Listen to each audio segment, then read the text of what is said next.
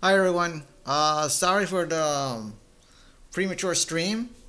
There were some issues going on with YouTube, so I had to redo stuff. Now I'm just getting ready.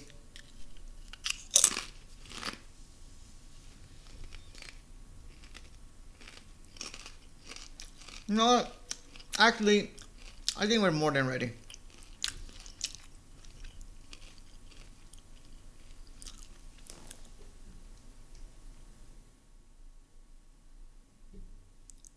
Hello.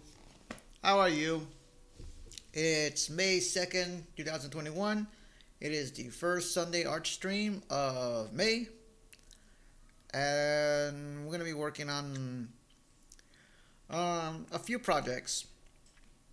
Um, let's see. We have our little request from Gagas. You know, his little stretchy jester person.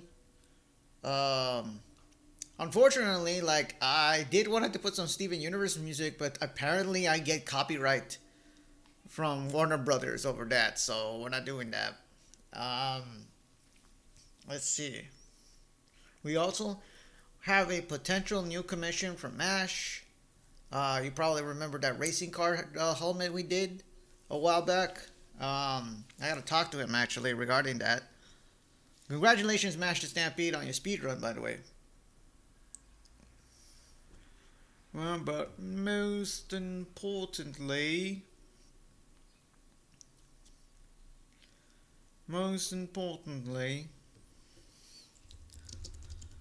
I want to keep working on my animation, and I hope to have it ready by the end of next week. But for the time being, let's get to work. All right. Here's our commission scene. We're gonna upload this a bit. And I'm gonna take away the time because we're not working on animation anymore. I'm also gonna create another window and then place it right over here.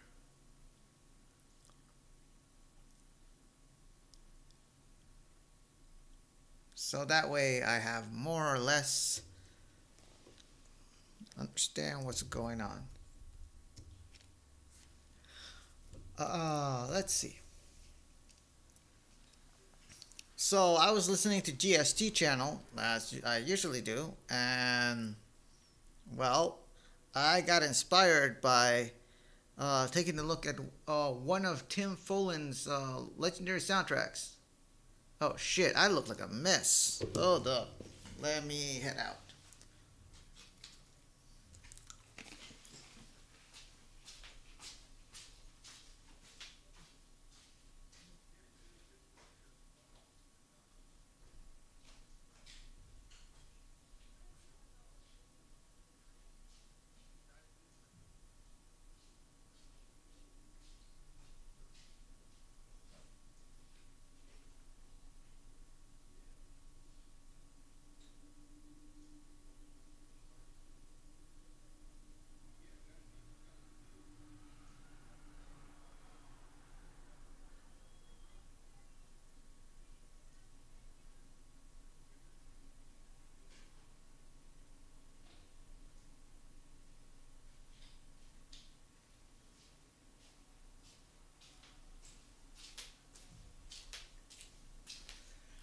There.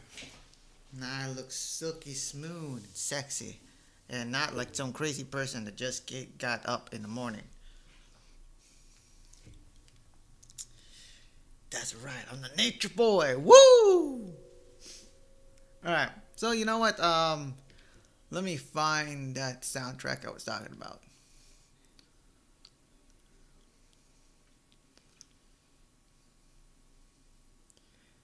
Oh, by the way, do you know that they're actually putting up entire episodes of Ultraman and Kamen Rider? I yesterday I watched the entire first episode of the Kamen Rider Black.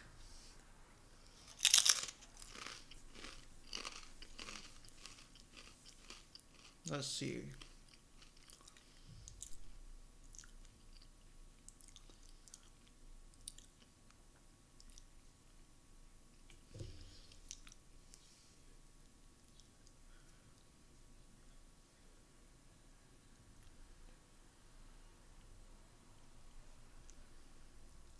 Wait, are they making a reboot of Kamen Rider Black?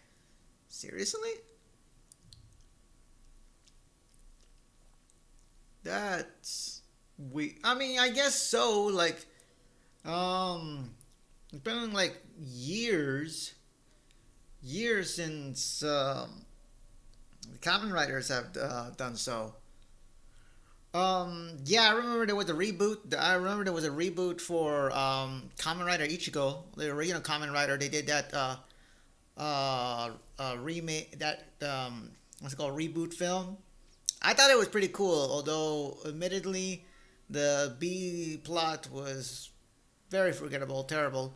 And then I saw the sequel, and yeah, it kind of sucked. They tried making a big deal of V3, and nothing exactly happened. Let's see.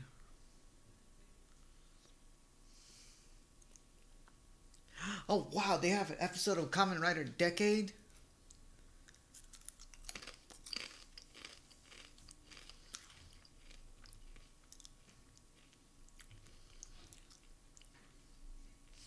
You know what? No, no, no, no. When you're watching Tokukatsu, you gotta watch it. You have to watch it. So, okay, where is it? Where is it? Blocks.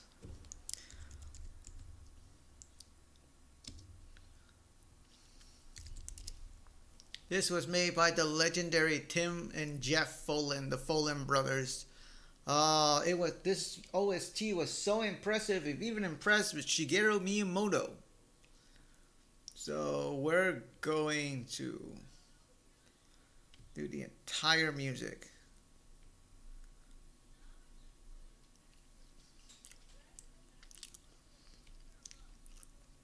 Oh, I put blocks instead of block. All right, yeah, there we go.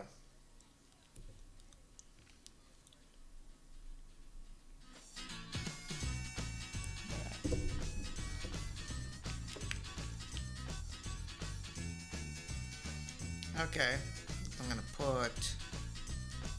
Let's see how it changes.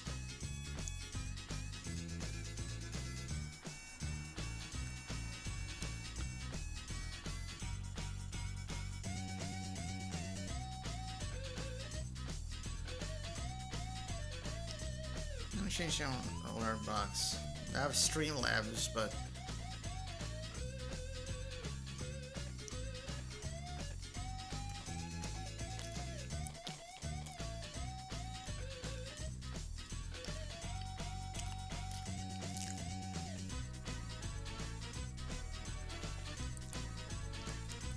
chat box is here. Alright, yeah, what's our current request?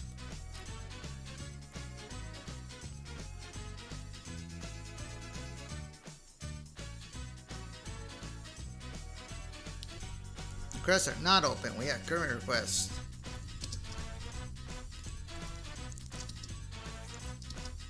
Um,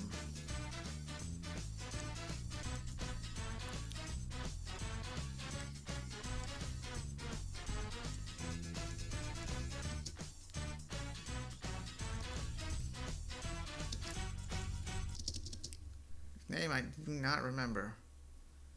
What the? Oh, fuck you.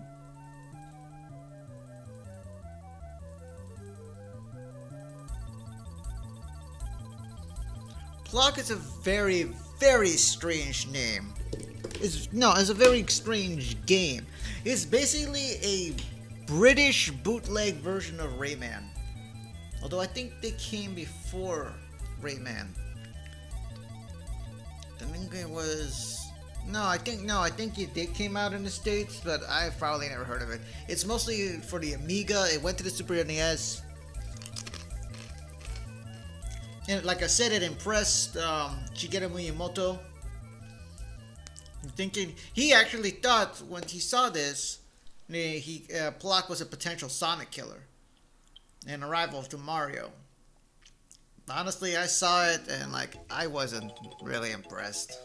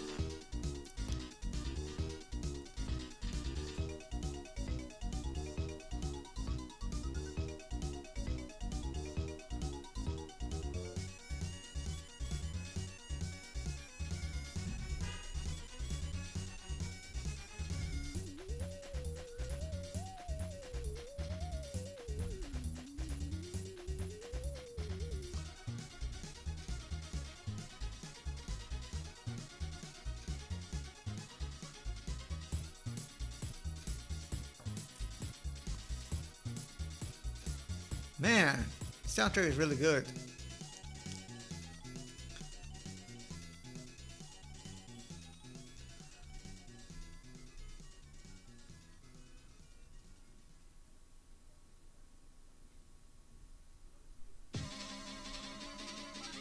Okay.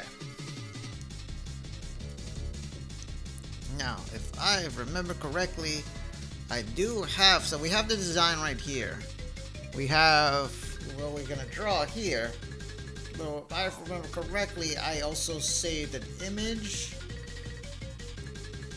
of his character. I'm going to use it right here.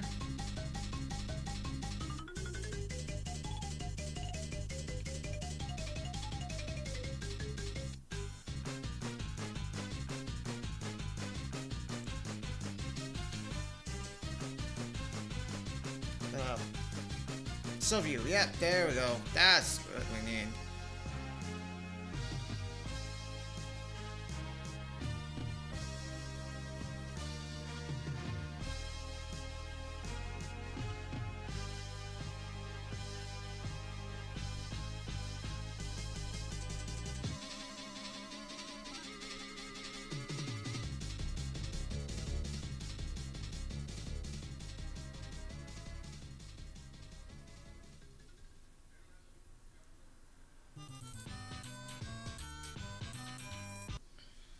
Okay. Oh my god, the boss team.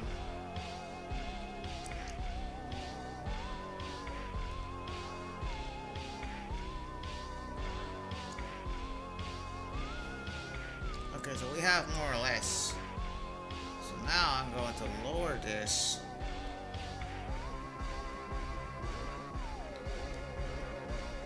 Well, let me see if I can contact this dude.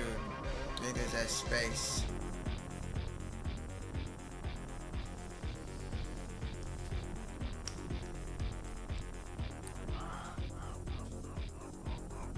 Oh god.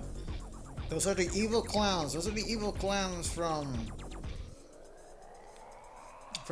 the Spider-Man versus the X-Men.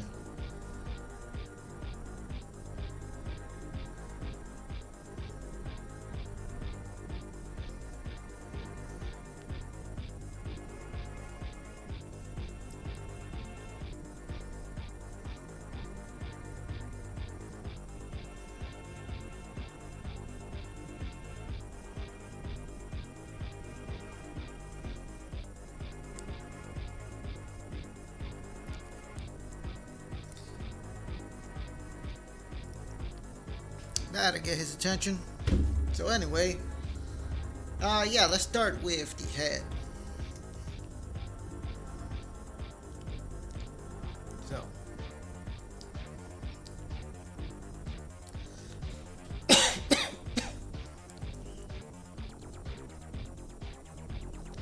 have time to design pencil. I'm gonna keep it in the ring. So.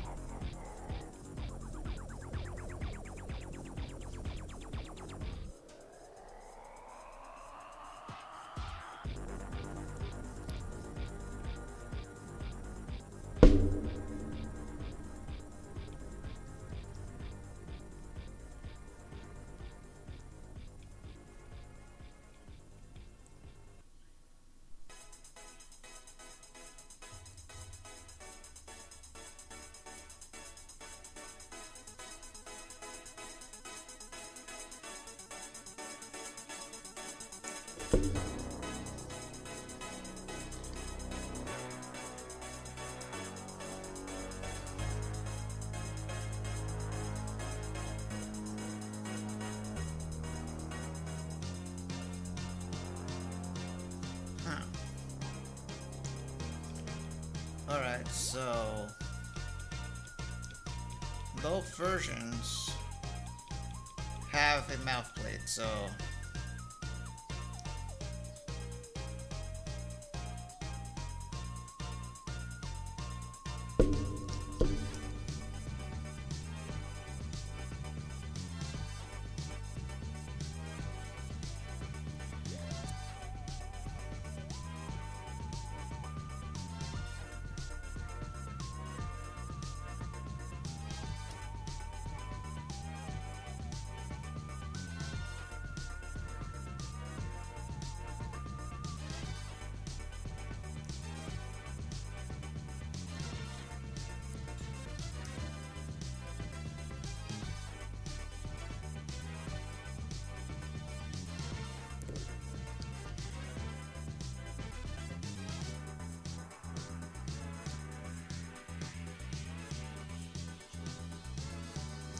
okay, so apparently she doesn't have ears.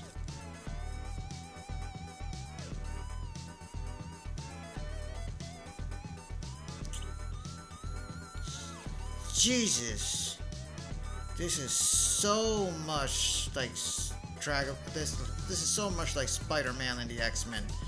But apparently, that's not even one of his favorite soundtracks. Tim Follin frustrates me to no end. Because he does this amazing, godly things with his music, and he doesn't appreciate it because it's not real music, because it's chip tunes.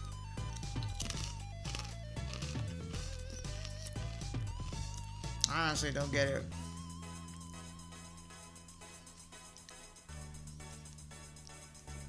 Let's see.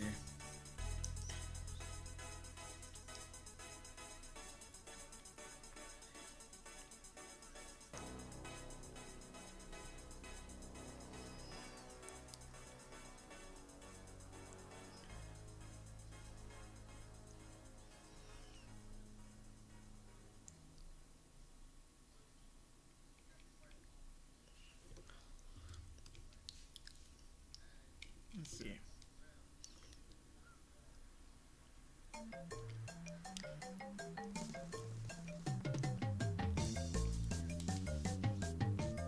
Can anyone hear that? Also a very important question.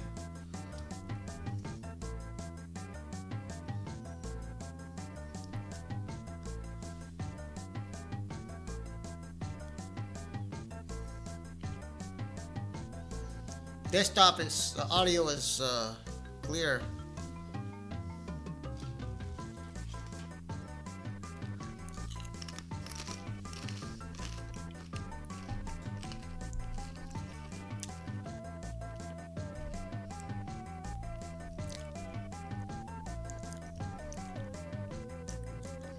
Honestly, most of Tim Follin games just do not deserve his soundtrack.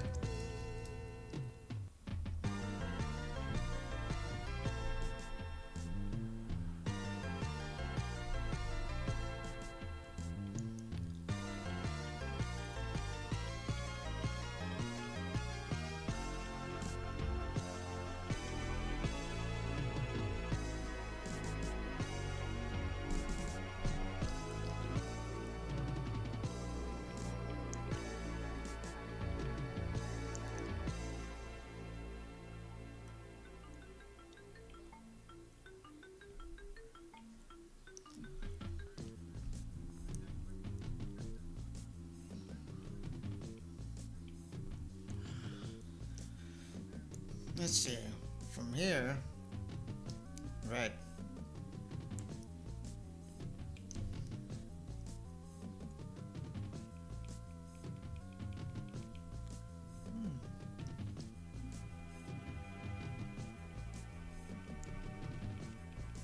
Yeah.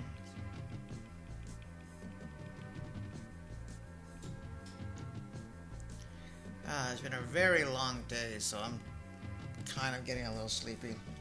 I need to get hydrated.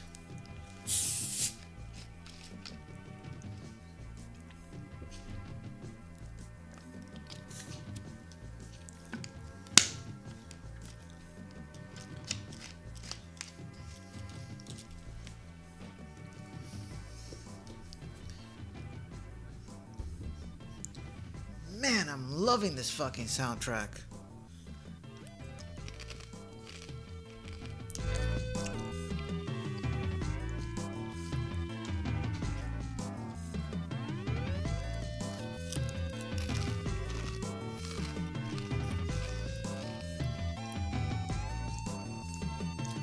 Oh, I've been trying on the wrong one.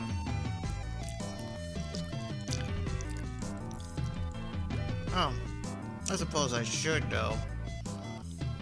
Shadows are shadows.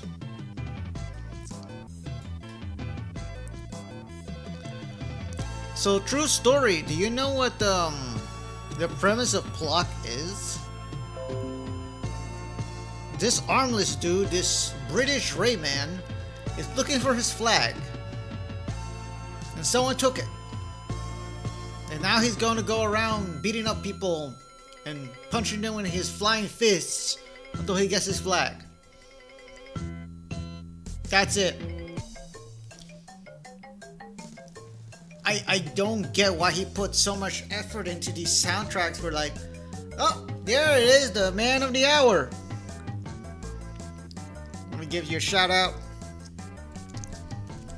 So, like, yeah, we just started.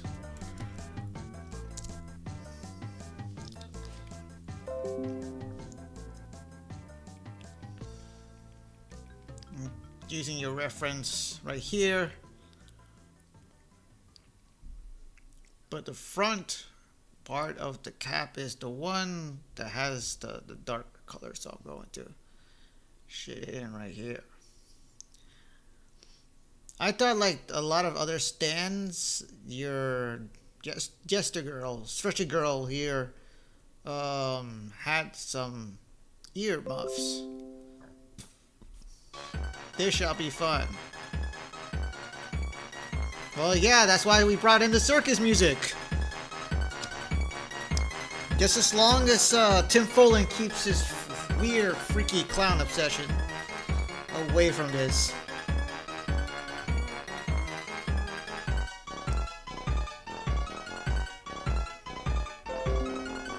Rubber Gem Jester Stand? Who? Rubber Gem Jester Stand. Oh, right, that's true. That's her name. Other friends.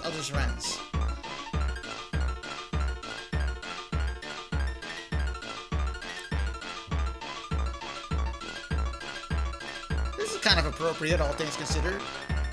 Alright, so she seems to need like an empty bag.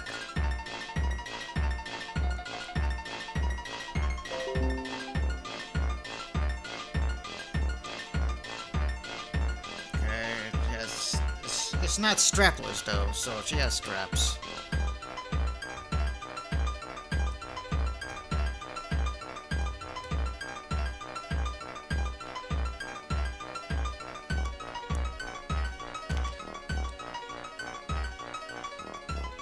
And finally, okay. Let's see if we can actually like... So I'm gonna move the arm placement right here. It's maybe not as evocative of the original, but I do want as much of her face as possible. I'd say Benny Hill chase music would be better because of the wackiness. Oh, okay, Benny Hill. Let's see. Well, I didn't choose the circus music. That was just part of the Plock soundtrack. But sure, right after this one, we shall put in some Benny Hill. Okay. Yeah, I wanted to get as much of the face as possible. She kind of has a, you know, for like Rubber Gem Jester Stand, she kind of has like a pretty face.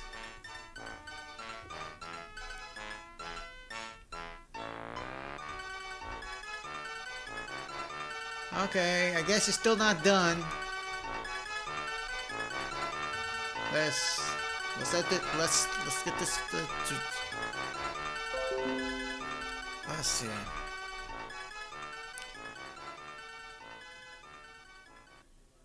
Okie doke. So that was the end of the Plock I mean, we still have a few things to go, but yeah, let's go some Benny Hill. Let's see if Benny Hill is not gonna come back from beyond the grave to give me a copyright. Let's see, Benny Hill chase music. All right, let's do this. Oh, actually, there are remixes.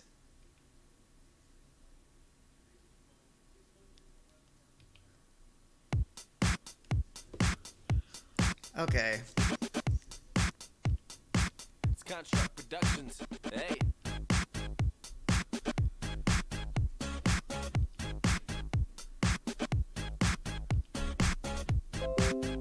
Oh, hold up. Let's see. There we go.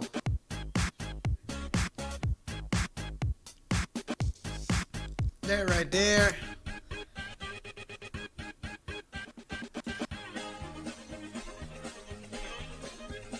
Oh, I don't want full screen. I just want theater mode. There we go. Let's see. How does it look? This looks good. My favorite part, right here. Uh-huh. Something Hedgehog?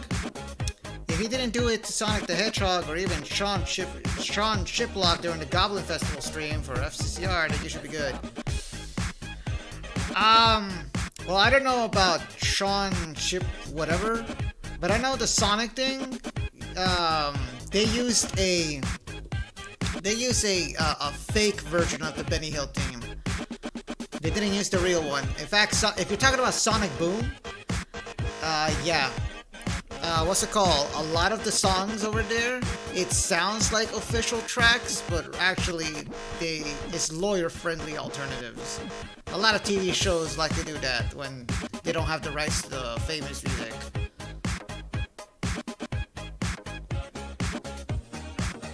They even had like a. Hold up, I'm gonna lower it. I'm gonna lower it for me. They even have a little bit of a double whammy because they were using the Flight of the Bumblebees in one scene in Sonic Boom, and if you remember, Flight of the Bumblebees was actually the theme song, part of the theme song for the Adventures of Sonic the Hedgehog. Let's see. So, okay, we have the Let's continue the torso before we get into the arms.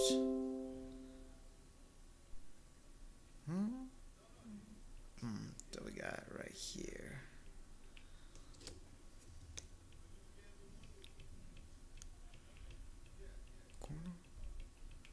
So she is supposed to be this. Oh, right. She's supposed to be the stand for Spinel. Am I right?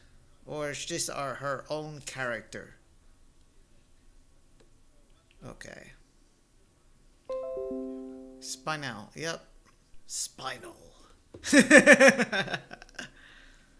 Ah, they didn't get in trouble. Hold up.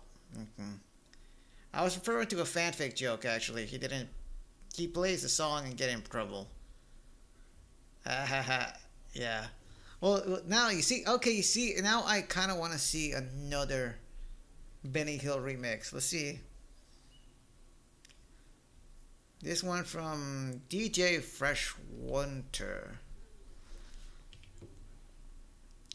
And let's see. Huh.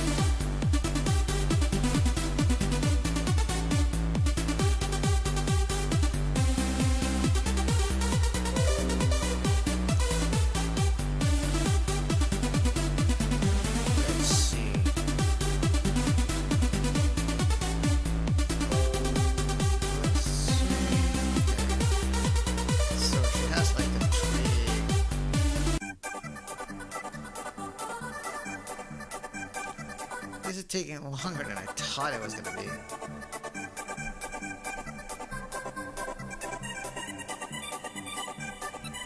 Okay. He said Sean was involved in screwing around the dungeon while all the monsters were chasing him. What I believe was a one-hit KO attack in one of the hardest dungeon games of this game. Chase music and all.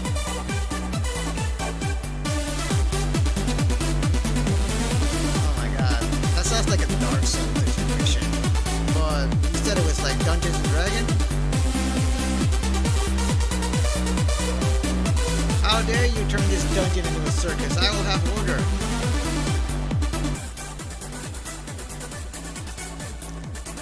Oh, then that reminds me of this like the show Blackadder. I just got into it. It's the dude who does Mr. Bean. Apparently, this is like one of his earlier works before he got famous with Mr. Bean, and like I love it. Okay, let's do our chungus.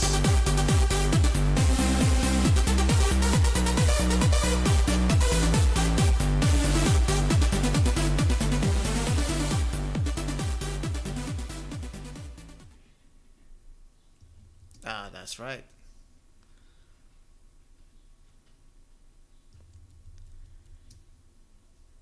This was nice because, like, the last thing I just saw was kind of depressing. I finally got to see No Guns live, and holy shit, the premise is. Thank God it has a very novel premise because, damn, it can get boring at times.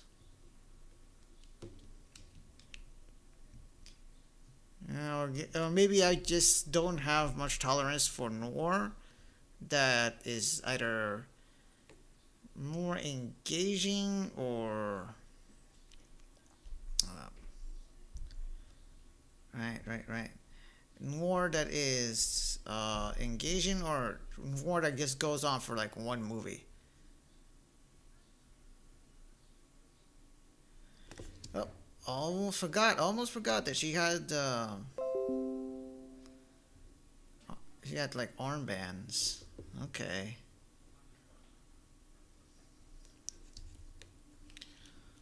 I've been watching Black Clover and Food Wars, fun shows. You know what? I'm going to try to get into Black Clover, but even though I tried watching the first episode and I hated the main character, really hated him. It's like, what if we made Naruto in medieval times and made Naruto even more annoying? I heard it gets better, but I'm gonna give it the. All right, I'll give it the another shot. I did watch Shigeki no Soma. Yeah, sorry, I couldn't get into it. It's like I know the whole joke is food's so good it'll make you orgasm, but I'm no prude, but there's a little bit too much for my taste. I did got to see this show called Shadow House. It's very intriguing. At first, it looks like it's just cute girls and cute boys doing cute things while being maids, but the mystery of the whole living dolls concept and why their masters look a lot like them, it kind of intrigues me. I kind of want to see it. It's also super creepy. Like, if you like stuff like The Promised Neverland, you will probably like this one. He might be a bit annoying, but I'll say this about him. He's dedicated to doing what's right, no matter what their background or origin for. Yeah, he's your typical shonen hero. And that doesn't really fly with me. That is also a good show. Yeah, nah, I tend not to really like typical shonen heroes. Unless, like, they're really inspiring or what's it called? They're funny. Let's see, like I watch Jujutsu Kaisen, and yeah, no one's going to say that Itadori isn't like your typical shonen hero. He is pretty much, but the way he goes about it He's not an idiot. He's just like super chill. And he's goofy, but he's not annoyingly goofy. Like everything about that show is so refreshing. Other shonen hero that I like. I also like shonen heroes that are actually not so shonen. So Yusuke Urameshi, um, Rio Samba from City Hunter. Okay. Joseph Joestar from JoJo. Pretty much all of the JoJos and uh, Giorno. I know why people think he's cool, but nah, I never got into him. I never got into part 5. I'm gonna give that a try again.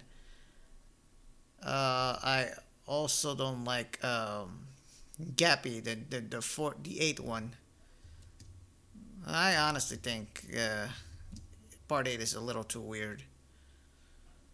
I am looking forward to part 6 and seeing how many people are gonna hang on to it, because this is gonna be one of the craziest JoJos.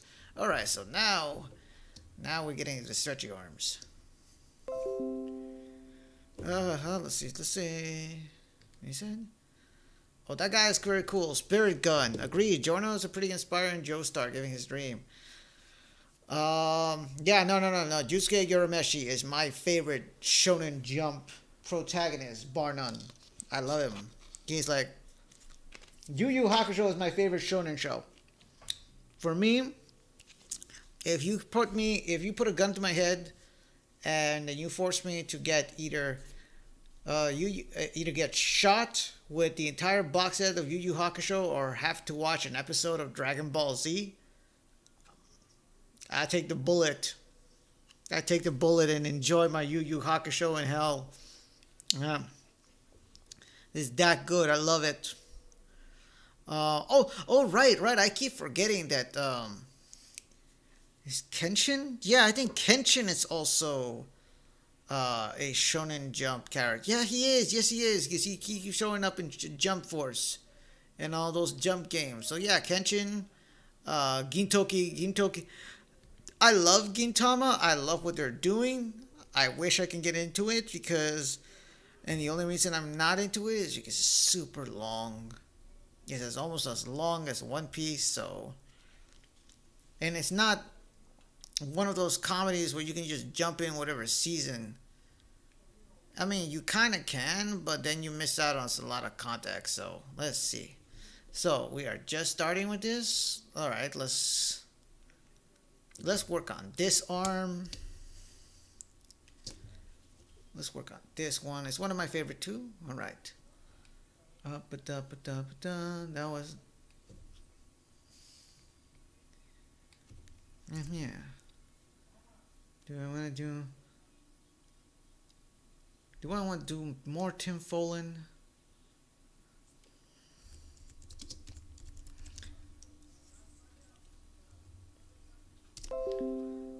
Let's see. Haven't seen Gintama yet, but I know he has a sugar problem and get angry when someone ruins a sweet he was eating. Gintoki, like a parfait, yeah. Gintoki, just 1 second, need to turn on the light.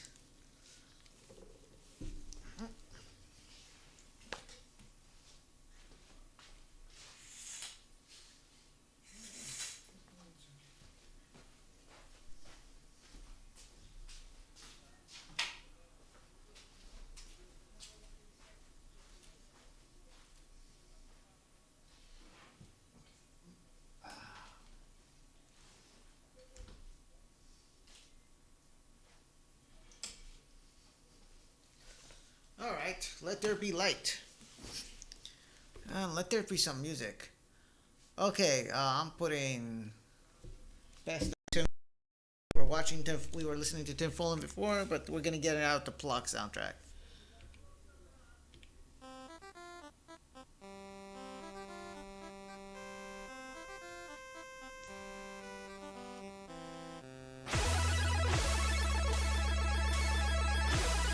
Oh my god.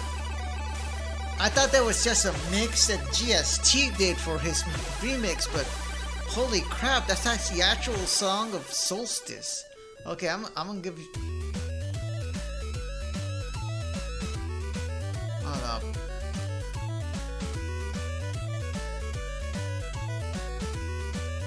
I'm gonna share. Yeah, no, this is really good. I'm gonna share this.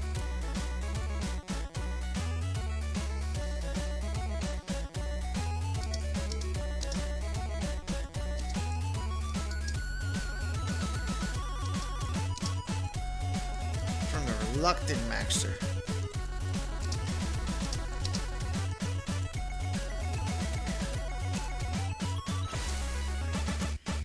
Sounds like an FF Bob, maybe even Lufia.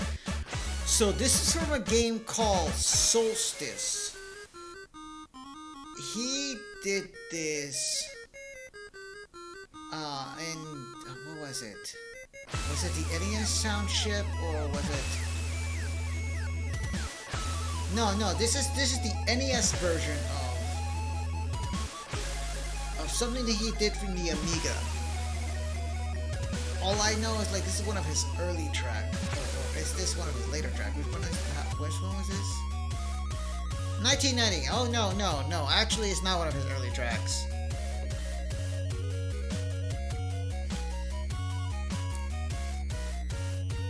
I think this was probably a JRPG that he had to rescore for the localization, or this is one of those. So what is Solstice?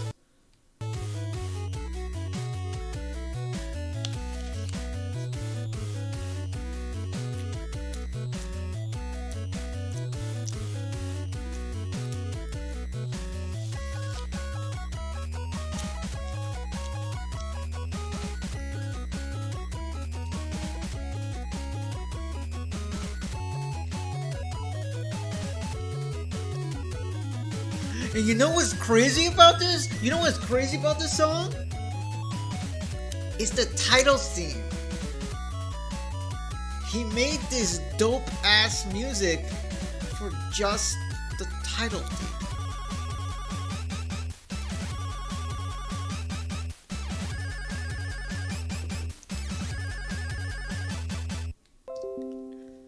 That is metal, I know. And this was just a throwaway track that he did. He was a complete and utter genius.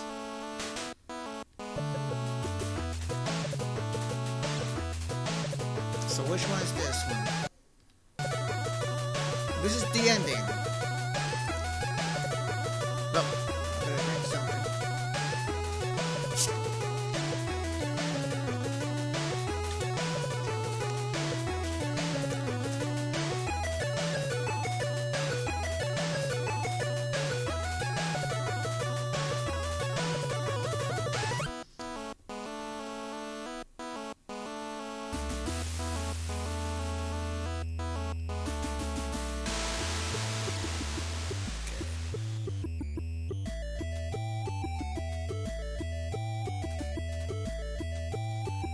He has some really thick gloves, so I guess.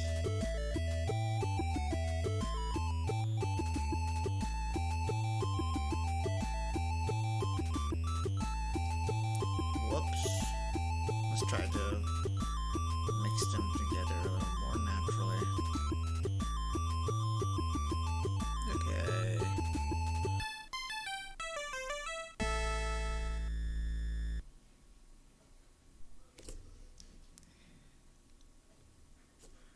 Alright, since we're a little closer, I can afford to be a little bigger.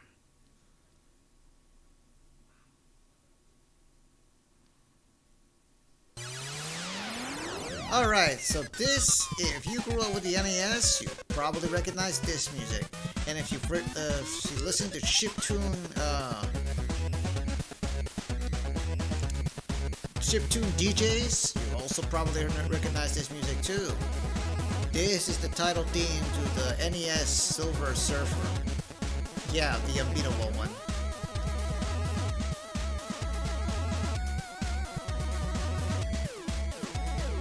this game was like one of the slew of like many licensed titles that came out during the 90s that had little to no effort on it, and it would have been forgotten by history because it's not only it's not only kind of lazy, but also it was extremely hard. It was made extremely hard, so little kids will have to keep running the game over and over and over again. So the only reason people still remember it is because of the soundtrack. Jim Follin just makes anything good. That was always the case, like.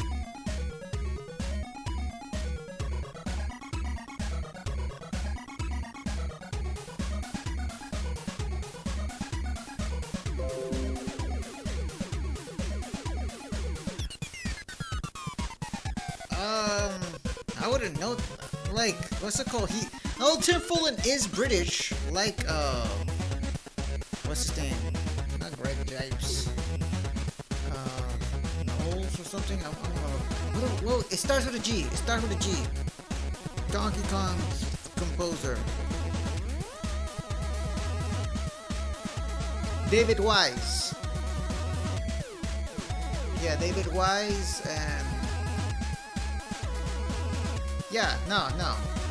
There was also like...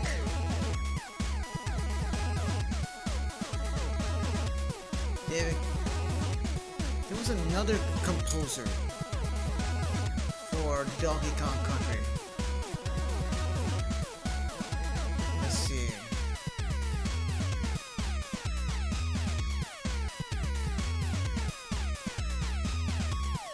Right, Grant Kirkhope. Was he one of the... Yes, he was also who worked in he worked in Rare too, and he did a lot of video game music. What did he do? Oh, I see.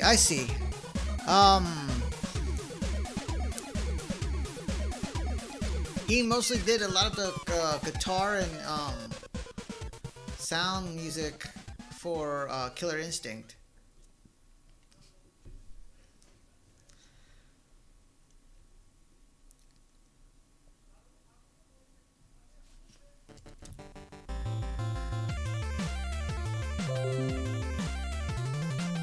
Let's see. But as I know, musical taste is often subjective. But in my opinion, none of them hold a candle to the genius, the frustrating genius of Tim Follin. Tim and Jeff, his brother. Okay, so I think we covered this. Wait, what the hell? Oh, okay, I get it. That was just a little thing that cutscenes.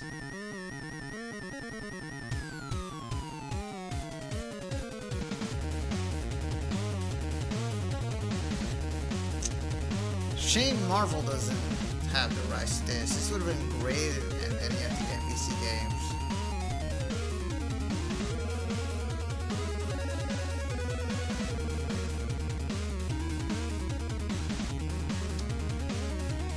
Alright.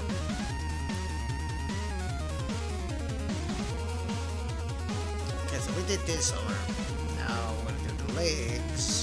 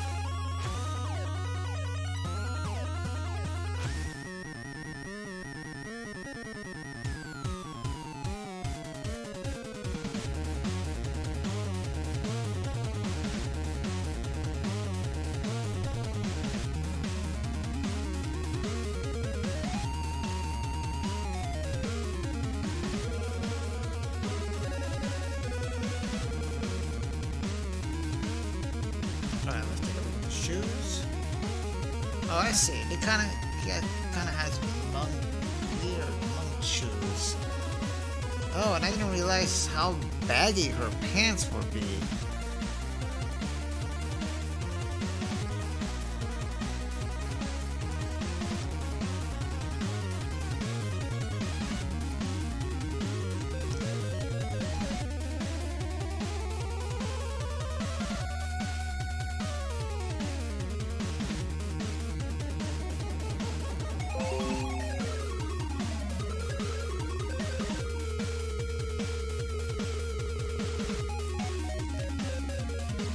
Alright, let's see.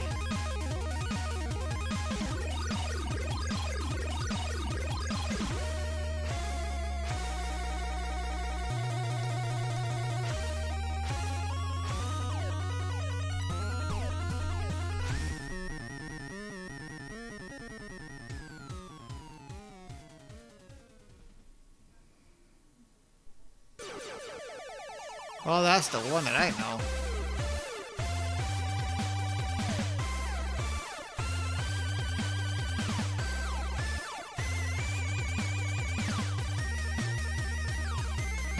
I'm gonna have the tapes around her legs kind of fly off a little bit.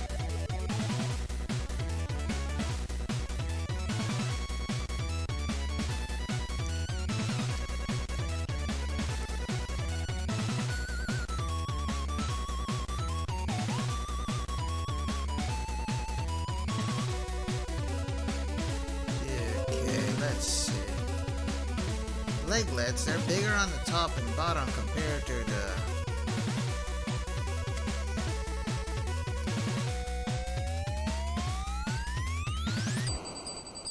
Well, let's see, it's... Oh, it's 7:57. Oh, we gotta get started with our next project, so...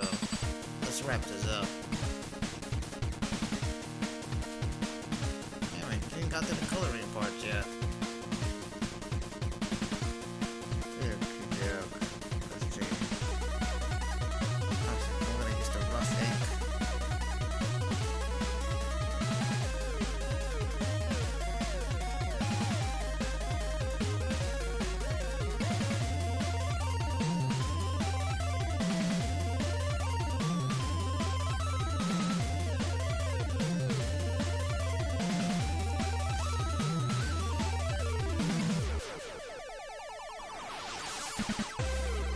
Okay, I just noticed she has those little elf tip shoes.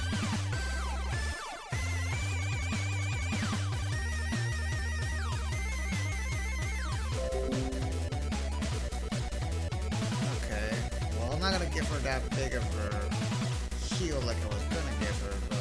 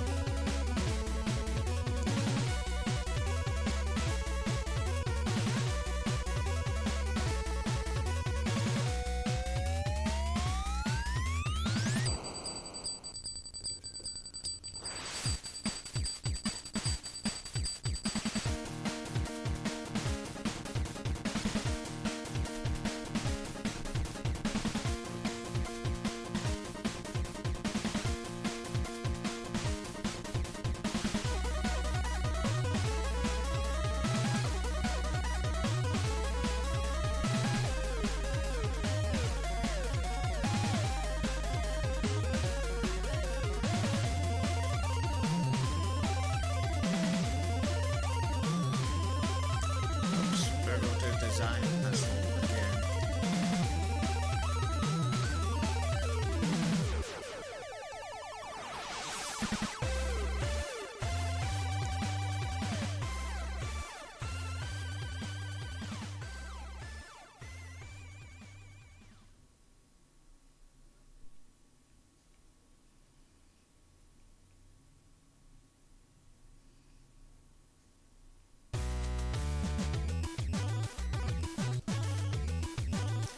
This is from a game called Treasure Master. I have no idea, but it looks like some weird Kid Chameleon ripoff. And if you know who Kid Chameleon is, I'll give you a prize. I'll give you a thumbs up.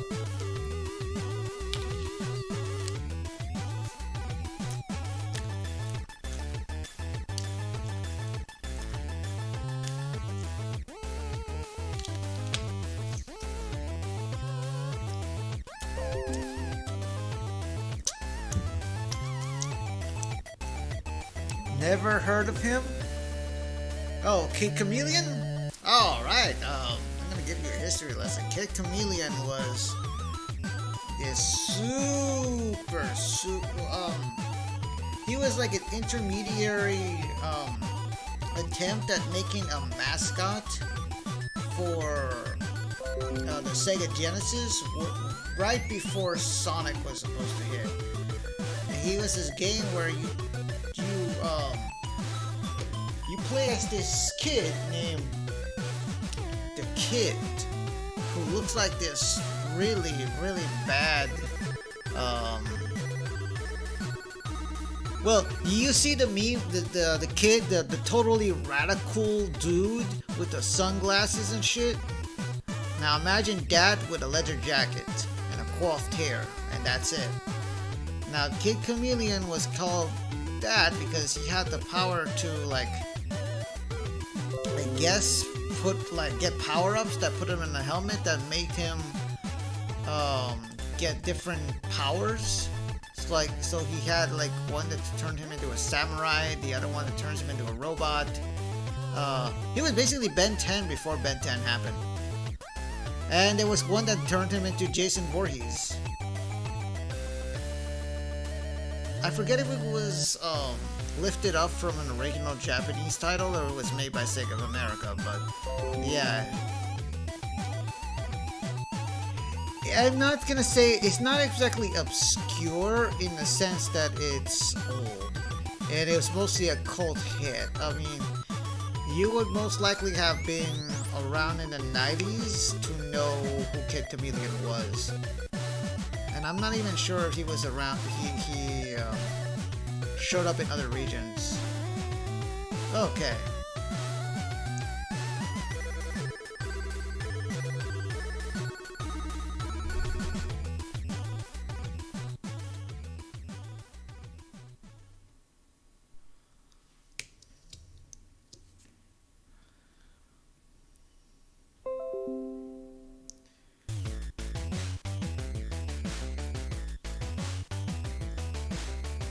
If you were to ask some 90s baby, he'll probably think that Kid Chameleon is like an iconic iconic Sega character. But really, nah. He was a one-hit wonder.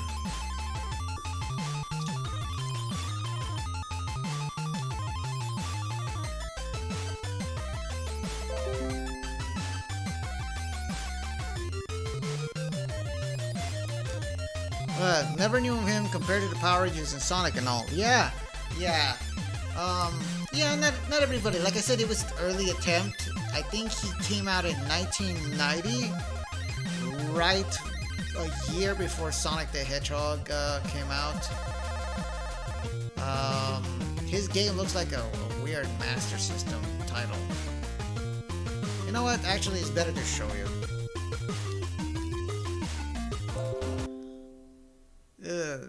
Let's go. And Sonic overshadowed him. Well, Sonic overshadowed a lot of mascot characters. Let's see. First off, Sonic dethroned the previous mascot of Sega. Alex Kidd. You probably know, if you ever seen him, he's like this monkey-looking kid who goes in like colorful worlds, and he fights people by punching them really hard, and also he plays rock paper scissors to beat his bad guys. He was the icon of the Sega Master System version of the era, and Alex dethroned, I believe, Shinobi Joe Musashi himself. He was kind of a mascot for a little bit. during the arcade era, but who dethroned the Space Harrier. No. Joe Musashi dethroned those guys from Outrun. You know, the dude driving in the car with his girlfriend, they were kind of mascots. And of course, they dethroned Space Harrier. Space Harrier was like, oh, no. How could I forget? Like, in the arcades, like, there was like the mascot of Sega kind of was interchangeable, but like two that stood out in the arcades back then was Opa Opa, the star of Fantasy Zone, and Mino and Bino. They were like these two little Lego looking dudes. They were from Bonanza Brothers, the Bonanza Brothers. So Alex Kidd was the latest of that trend, but he was the end of that era of Sega, before the Genesis kind of took over, the Mega Drive kind of took over. And then Sonic became the de facto mascot, and he's been kind of the only mascot, because every other attempt, like Kid Chameleon and Rice Star and Knights, and I believe even some of the people from Jet Set Radio, like, no, Sonic was pretty much still on top right until they lost the consoles and went third party, and then quietly, because of all of the failures that happened, Yakuza became the big shot at Sega, and Kiryu became the mascot. Now it's like kind of a tug and war between, it's Sonic is in Japan, it's Kiryu. In the rest of the world, it's still Sonic, but if only by reputation. Hold up. So what you were saying? I've heard of him, never played the games, but I think I have one of the games for the collection game. Sega Heroes. Haven't done as well as Sonic? Joe Musashi? Joe Musashi is an icon, dude. Joe Musashi is pretty good. Hold up, I'm gonna show you first Kid Chameleon.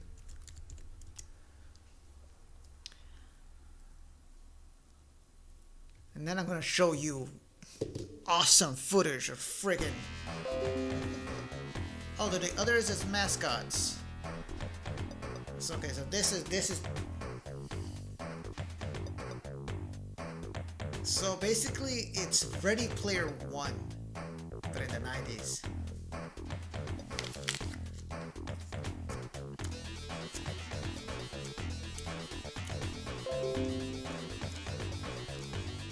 Yeah, everybody but Kiryu. Now look at this edgelord. God damn, look at this dude.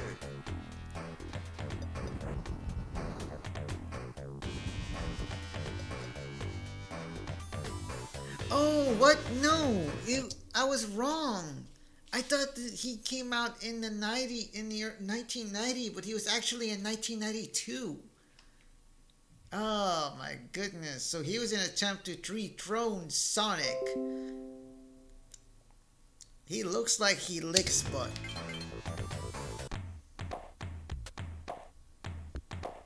What the hell? That's a creepy face. I've only played this game once before, and I rented it, and I never looked back because it's super weird.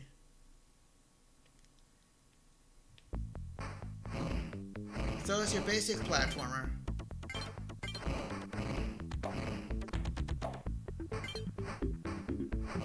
And you need to collect those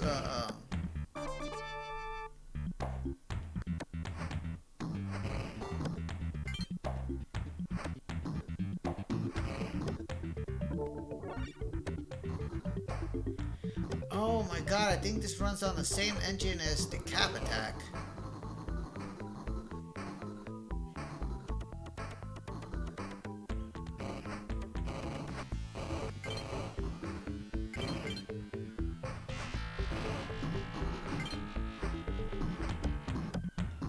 So you can tell why he's not that impressive. I mean, he's just your bargain bin.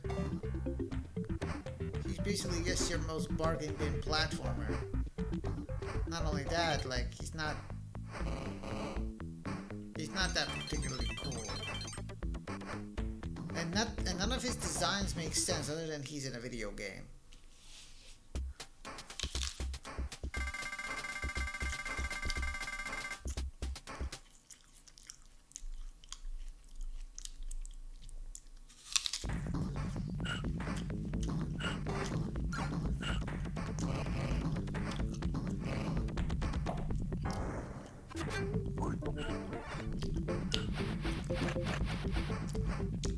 Now he's a samurai.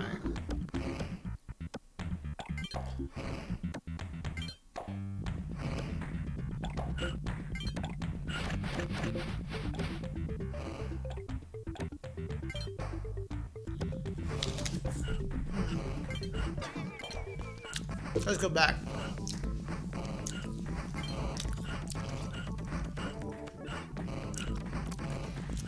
See, I told you this game was kind of weird. I'm gonna wait until the boss fight, and then I'm gonna show you a real Sega game.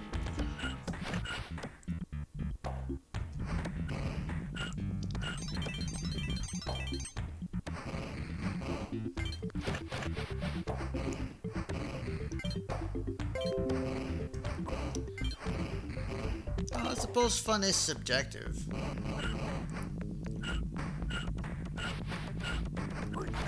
Like, I found fun in the Cap Attack, and that is not a very polished game.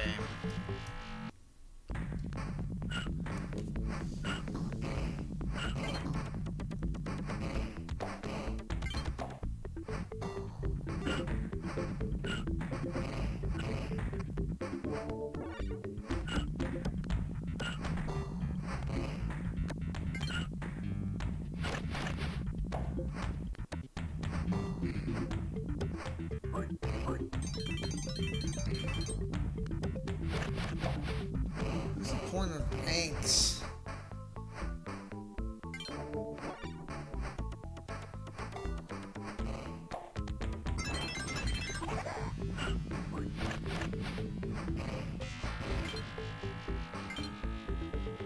You can tell this was made by Americans because they never understood how to do they never understood how to use the Genesis sound chip.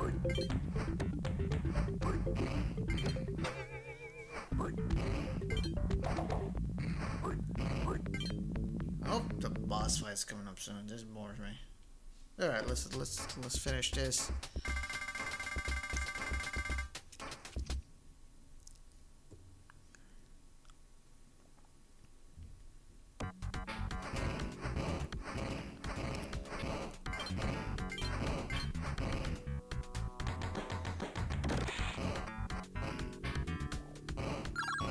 Oh, now he's the Rhino Ranger.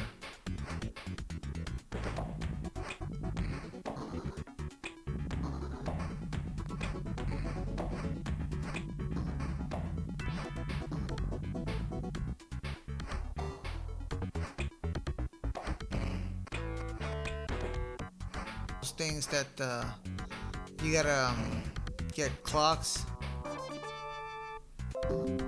Rhino Ranger. Now he's a So now he's a Sentai team member. That's the thing. Like, I can't really tell what the oh he can climb. I can't really tell when was this made. It says 1992, but okay now.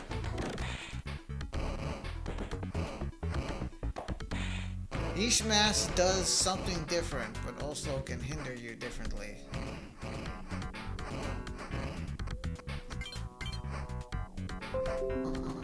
Sentai came out in the 70s. No, Sentai came out in the 60s. There's what's it called? Super Sentai, the original. And then was what's that? Yeah, it was in the 60s. It was in the 60s. It was Super Sentai, and oh my God, now he has to fight Venom. Go Ranger, Jacker. That's what I was trying to look. He has Ace, and let's see, and then there was Wingman.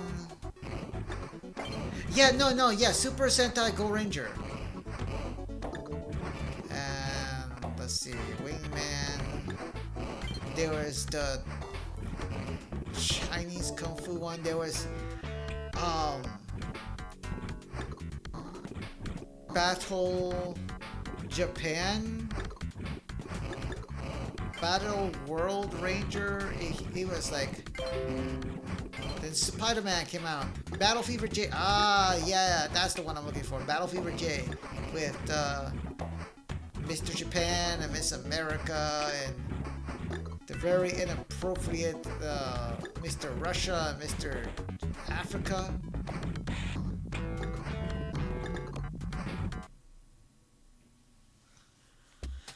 But yeah, surprising that all of Power Rangers, all of Super Sentai's most famous tropes came from a Spider-Man adaptation of all things. Okay, so this is kind of boring, and it doesn't seem like to have any fights yet. So okay, yeah, friggin' Stan, the oregano weeb. Oh wow, Rhino suit is kind of hacks. Also shows Sega was always kind of obsessed with speed in some way.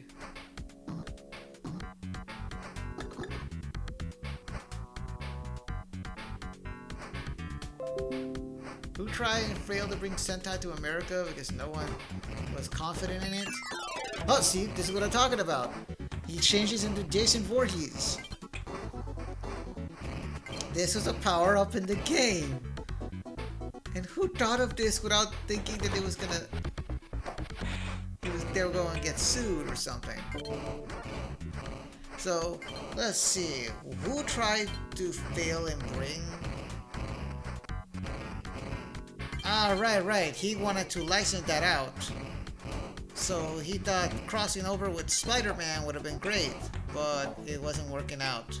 It only went to Japan, but it inspires like 1,000 memes.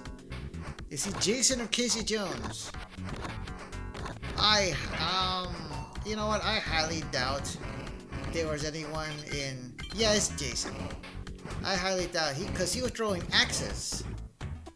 I highly doubt like anybody on Sega America or Japan actually knew what the Turtles was outside of the 87 cartoon, and like that thing didn't have much.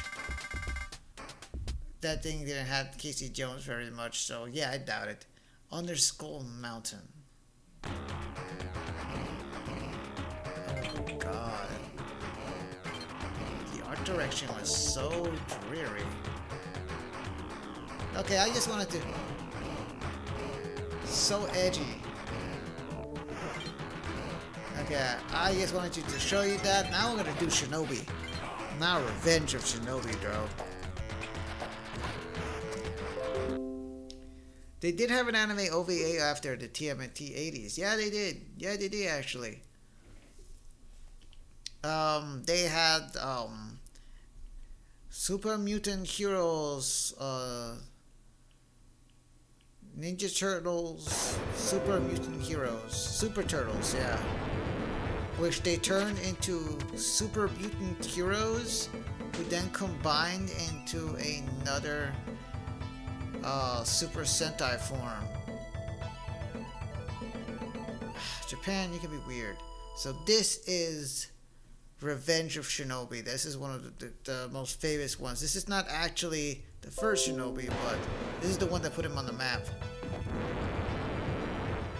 Yeah, you know what? It was a nice little novelty, but I prefer my turtles that when they're not turning into giant superhero monsters. Thank you very much. So, like, originally Shinobi was a kind of a side-scrolling shooter.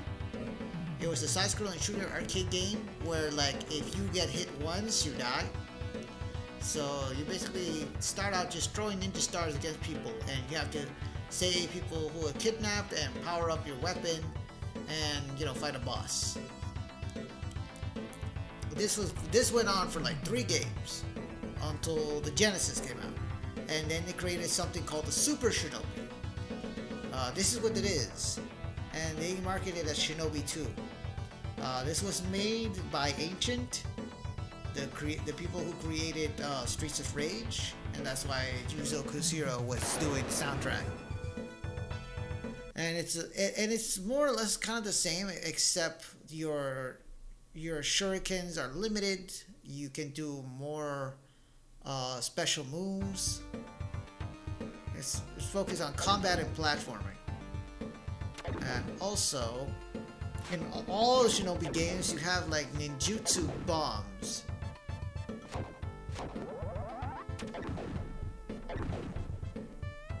And this is about precision and landing the correct hits.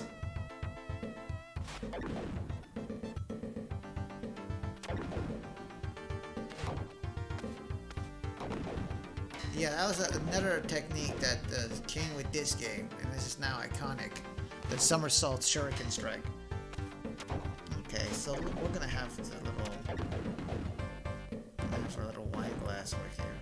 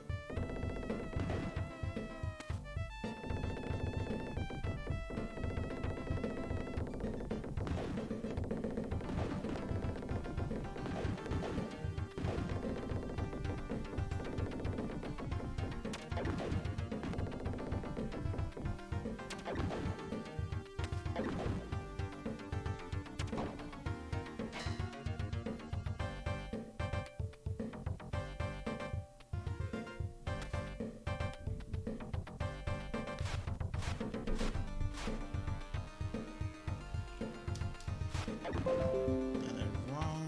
I want to change this hand right here.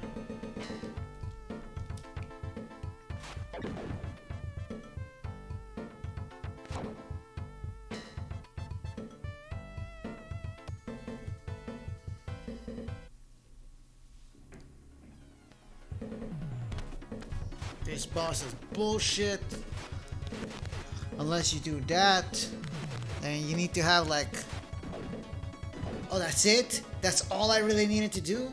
Oh my god, I feel so stupid actually trying to hit his head back then. Okay, what you said? If it wasn't for Japan, we wouldn't have a lot of stuff we do now. We toss ideas at each other and often it's not funny. Yeah, for every idea we get from them, they get from us.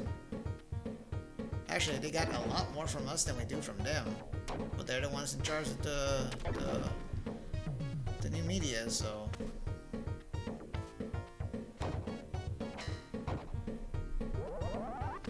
I hate this stage so much. I always die at this stage.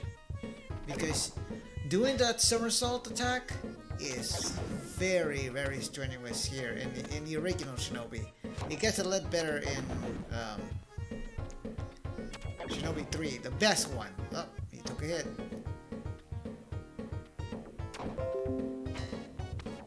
Scrooge McDuck is why the big eyes are a thing, plus Astro Boy. Was it Scrooge McDuck?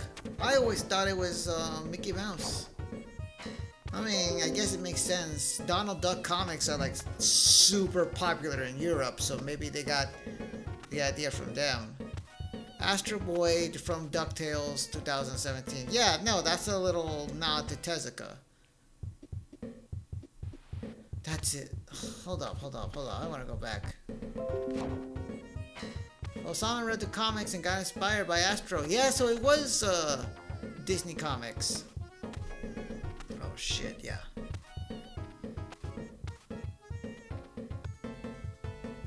Fuck.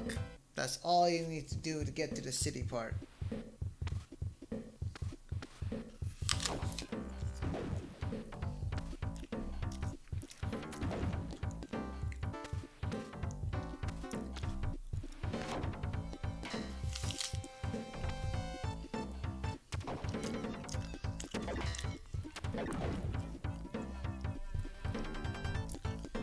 Whoops. Alright. So we have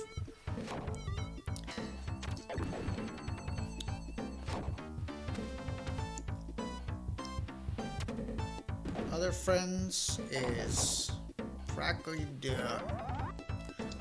Alright. So now with that out of the way,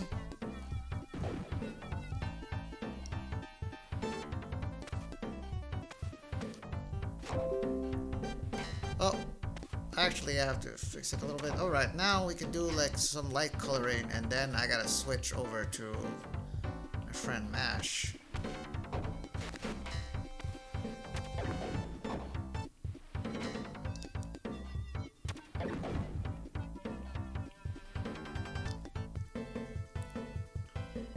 Alright, hope you like the Shinobi soundtrack. Now let's, oh wait. So this is one of his, what? Why would he do that? So yes, there's a super that you can do that you can kill one of your lives in order to...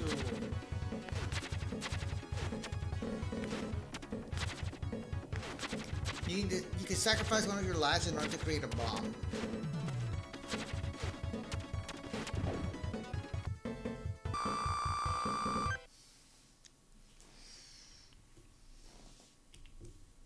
Alright, so now we're gonna do a real Shinobi game.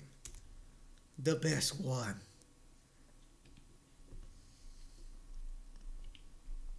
This came out of the late of the Genesis hard drive. This is probably what you saw in Sonic All-Stars.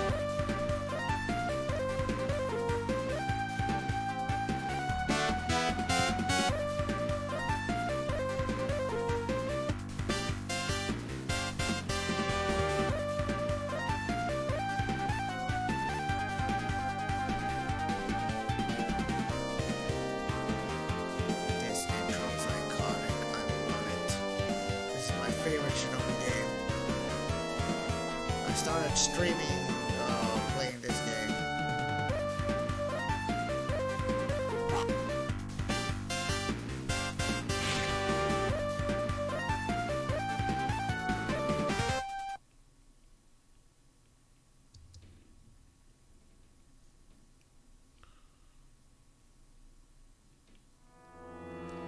Right.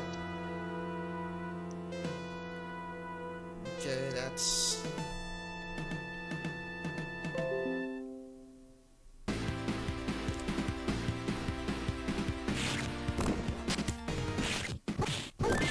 Say it has improved is an understatement. You have a running dash, you have jump kicks, you have close-up jabs, and you can even guard.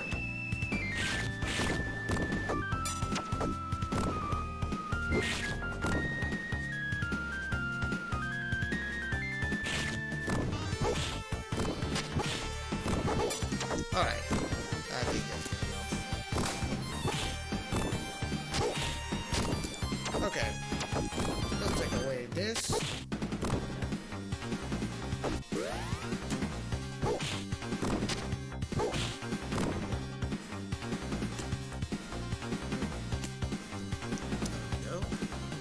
take away the sketch. And now let's color.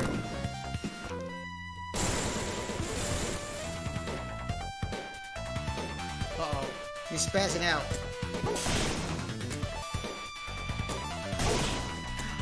Oh shit! I never done. Okay, that's a longer way. I see people who can actually do the.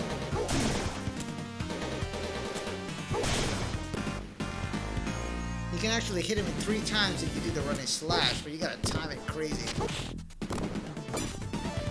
Alright. So, let's break out our watercolor. Okay. No! Crap!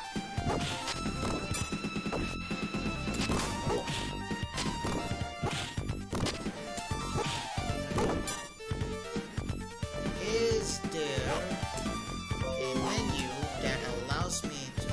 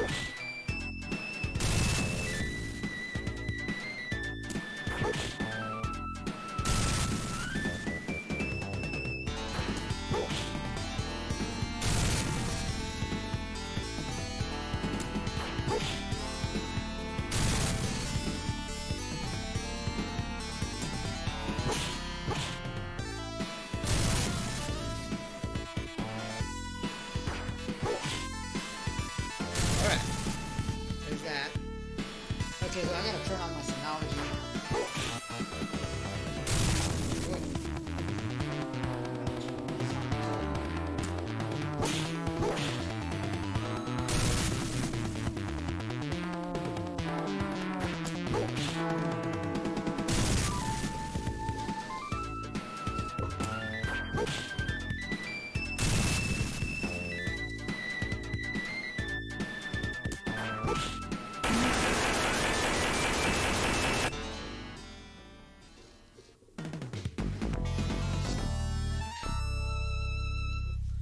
Okay, so I'm gonna turn on my Synology, and I'm gonna get. Let's paint what I can. All right, so first off, base color. Oh yeah, no, this is a cool feature. I missed the artlet. Oh, you're right. I did.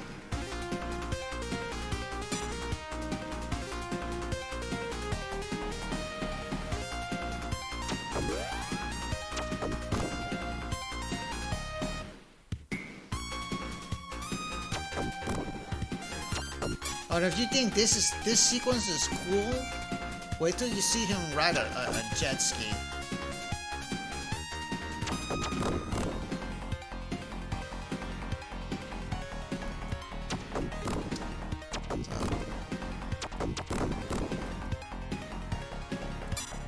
Well.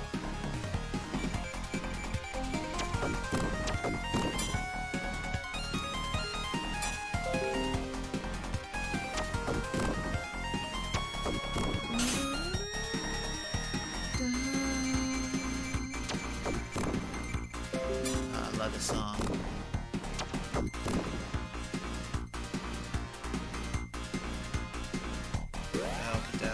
Alright. Okay, and my Synology is ready, so I'm gonna get Oh hey, yeah, look, it's the boss that you just saw from Revenge of Shinobi, and now this time he's chasing you on foot. And this dude absolutely destroyed him.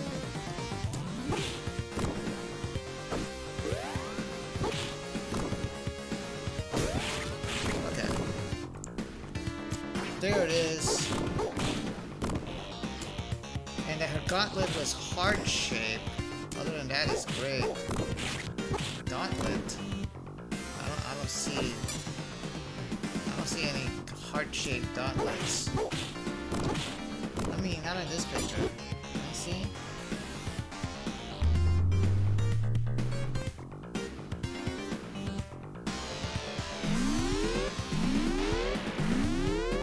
I do like this whole asymmetrical thing that you got going right over here. So I'm gonna include that. I'm gonna include that right here.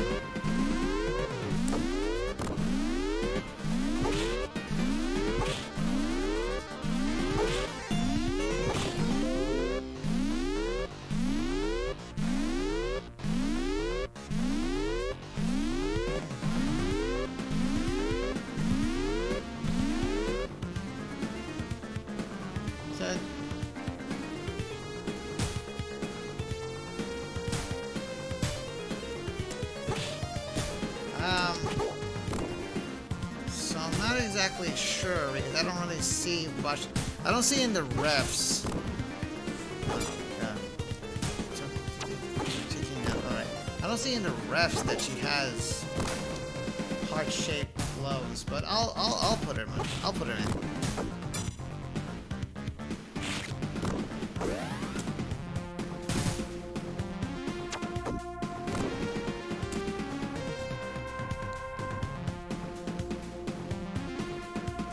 This sequence is usually fun until like you get to that one part where there's a machine gun right over there.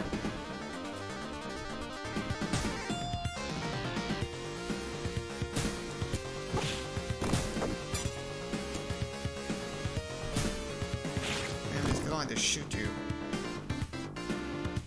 And you're trying to just get on the platform before the elevator gets going up, and you get left behind.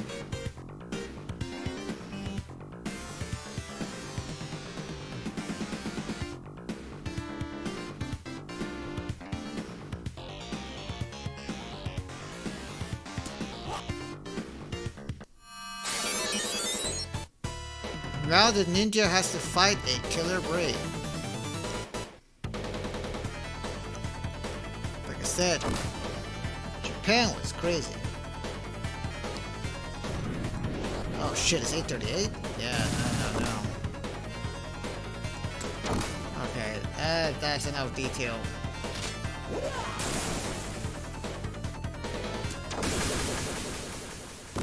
Okay, now it's time for...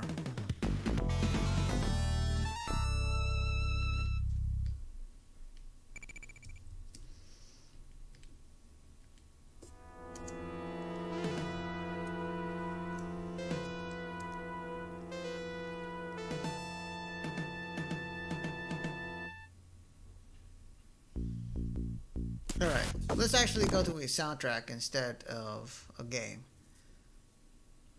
So, Treasure Master. Okay, so this is Tim Follins' version of Ghouls and Ghosts.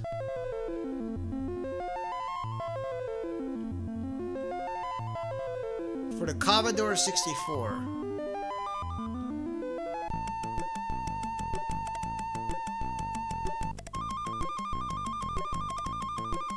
Not as iconic as the Capcom one, but it has a charm on its own.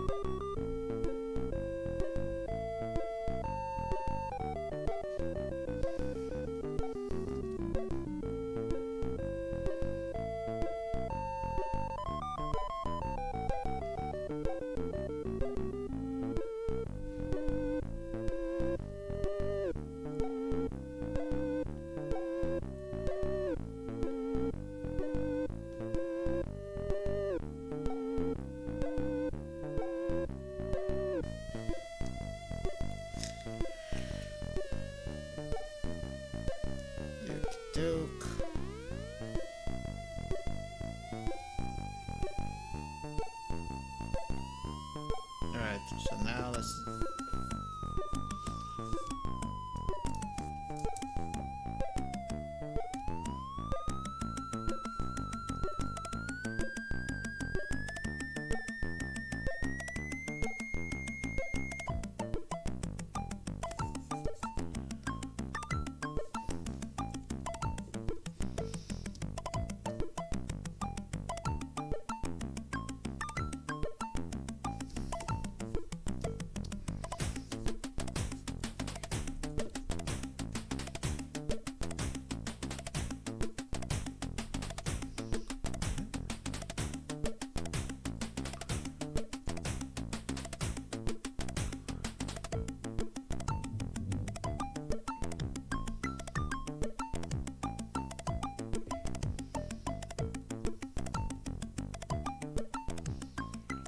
Fuck.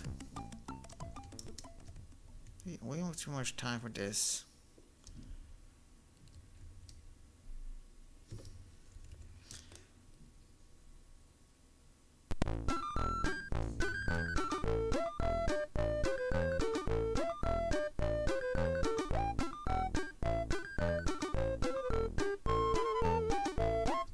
I think that's appropriate music, given this is our jester, and jesters are often with medieval times.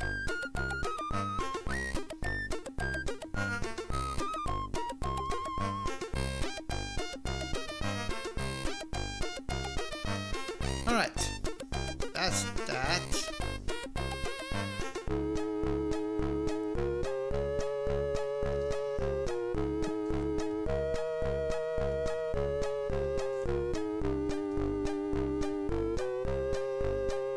Give her more.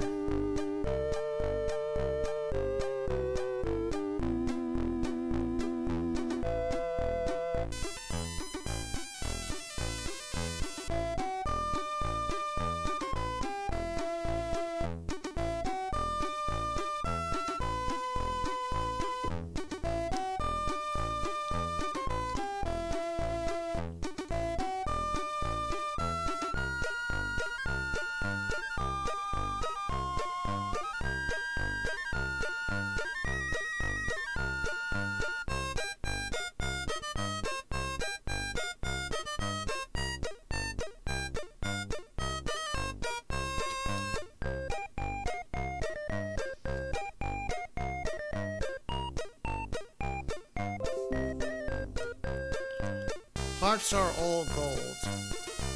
Tune is catchy, yeah.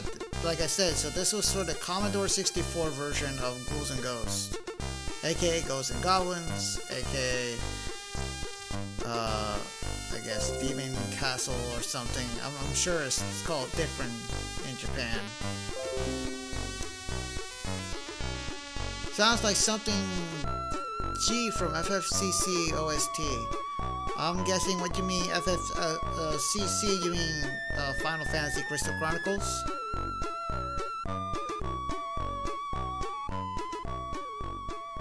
I never played that game. Wanted to, but then it had that forced multiplayer. And from what I hear, now it has forced online. So, yeah, don't like that.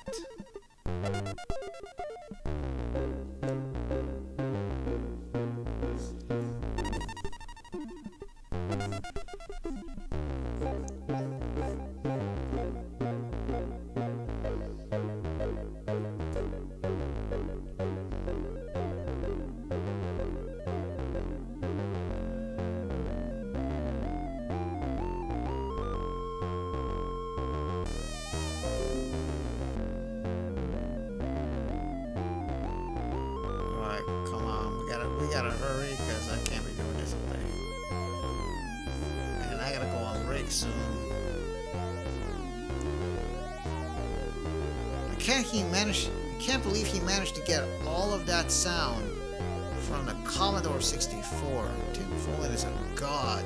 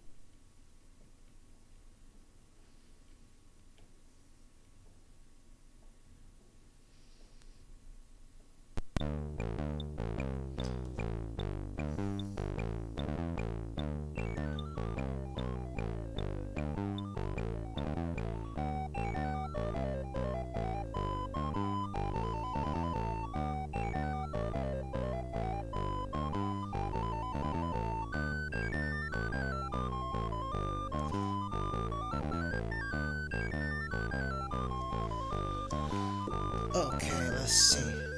Now we're going to put in.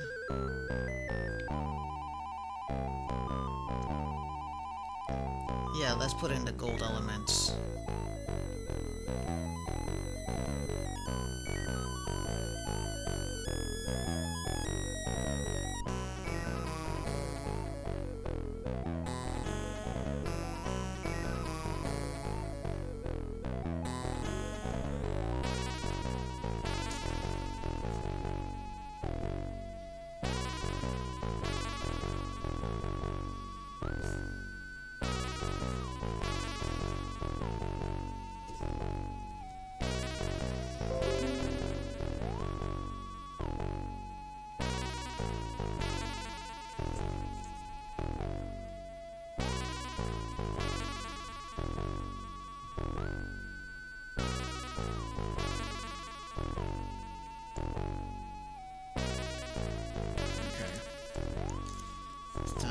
Gonna get some.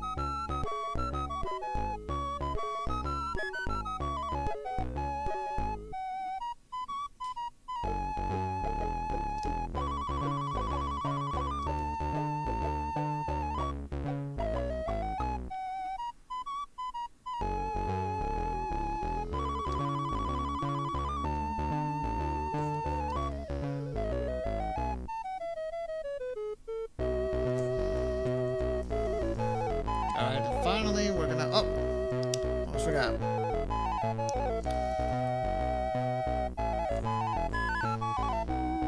Oh, well. Now I'm gonna add the green. I'm gonna add this lime green right here.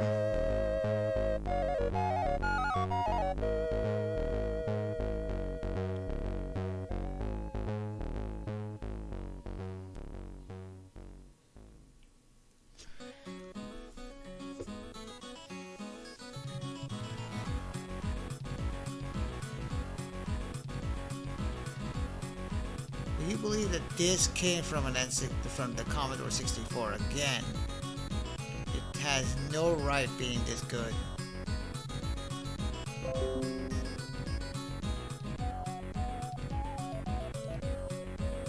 Huh? So why is it green in the reference? Hold up.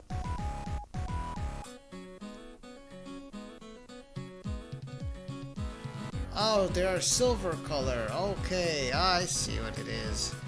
Okay, let me then. Alright, I'm just going by what it is. Alright. Well, I gotta actually, like, rush this out because it's 8:52. We spent like 2 hours on what is essentially a sketch. Which means I'm gonna have to do extra time in order to do my other projects.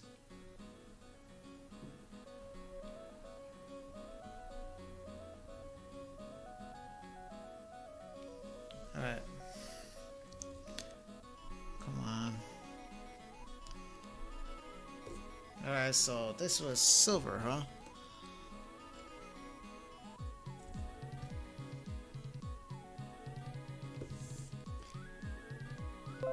So we're gonna make them like a cool blue. Highlight silver. There we go. Kinda has that crazy diamond thing going on.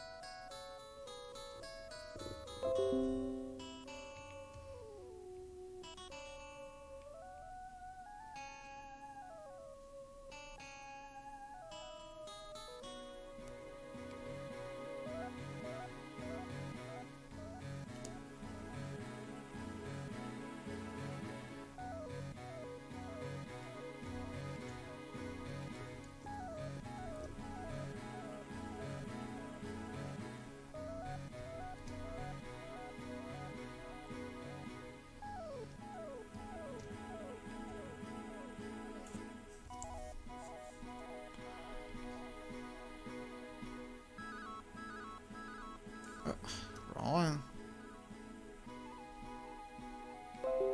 Nope.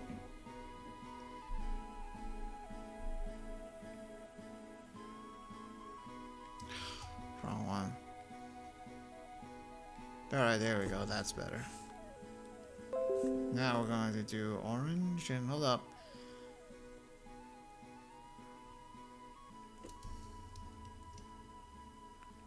Okay, no more backseat drawing, because I gotta wrap this up. So, you don't mind? What the hell is this?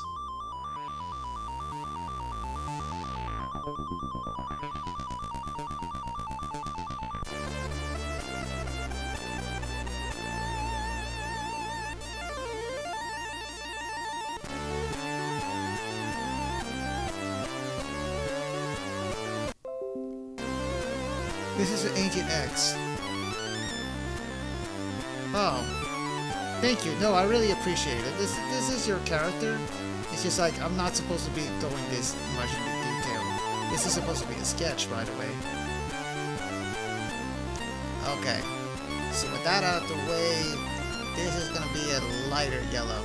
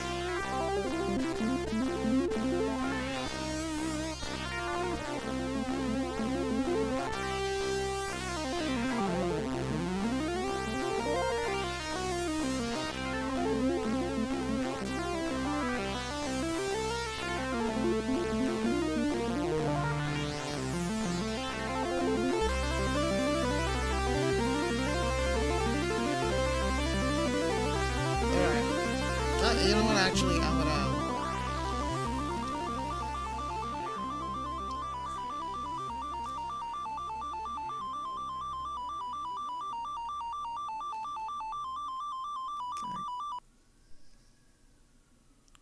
I'll make this green. Oh shit, it's 8:58.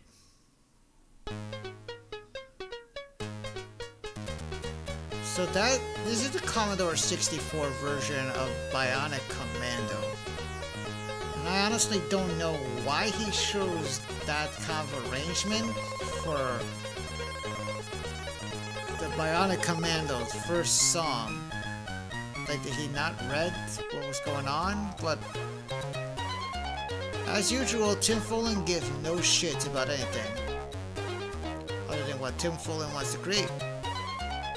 A lot of his most famous soundtracks were mostly just goof-ups that he did for other things that he wanted to do.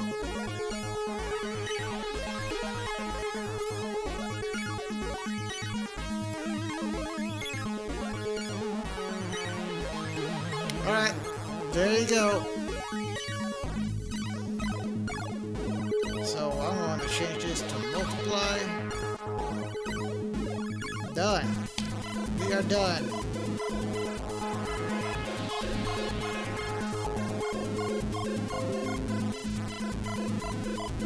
Anytime. Tell your friends. Conventions are available at actually, probably time to plug. Alright. Conventions are available, and take a look at my coffee gallery. Tell your friends about me. When will I upload it? Yeah, I think I need to do like a cleanup of my coffee gallery. So I will upload it. I will most upload it either tonight or tomorrow night. Okay.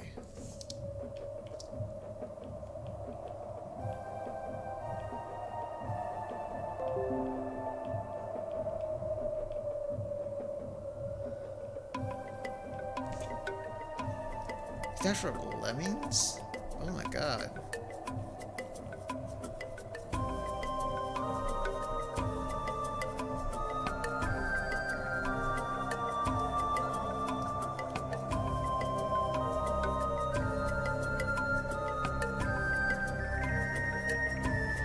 Alright, so we're done here. So I'm going to take a little break. You enjoy the music, alright?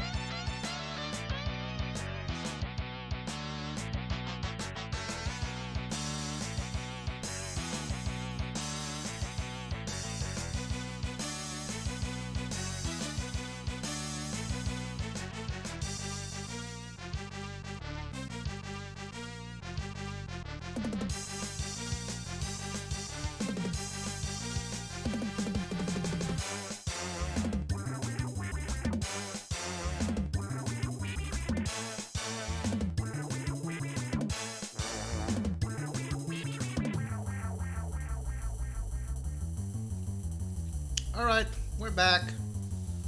Oh, right. So, which Spider-Man? The X-Men. Okay, Cyclops. Cyclops is pretty good. So Mash has not got back to us. I'm just gonna do a little bit of warm-ups before I go into my animation.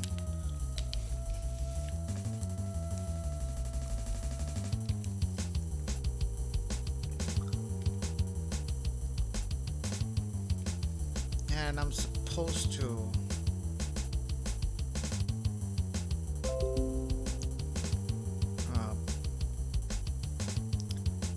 see if I can download some brushes from my Clip Studio.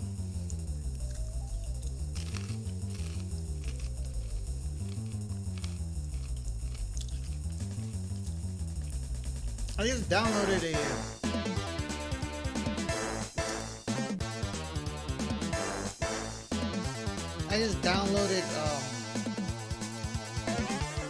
I have a Synology RAID drive, and I thought it was going to be like my old Western Digital MyCloud, which I could just access in and out, whatever, but seems not that's the case. Great file address.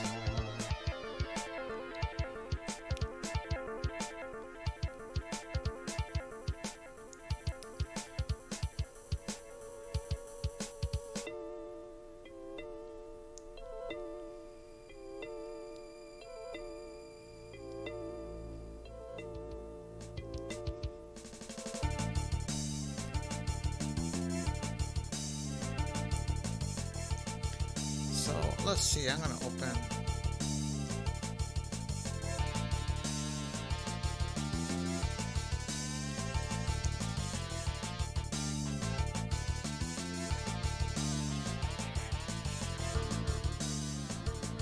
First we're gonna go to ink.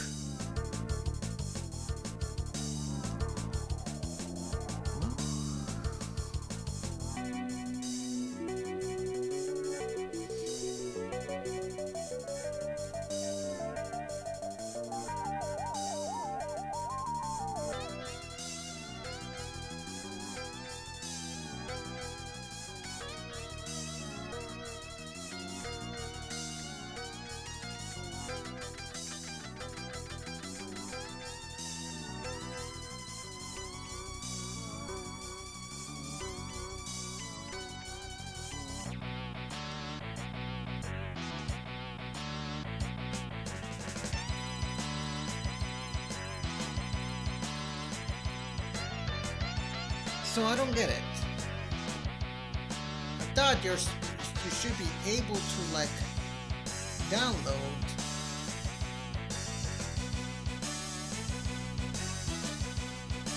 Hold up.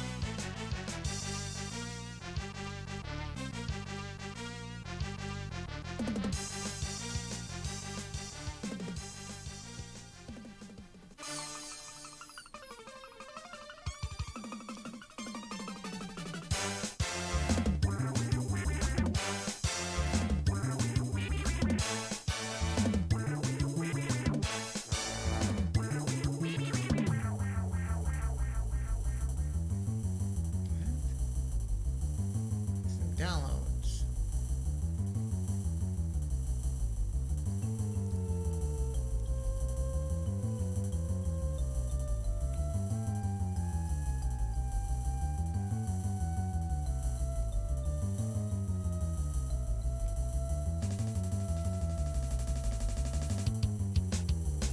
There we go, that's the one I'm looking for.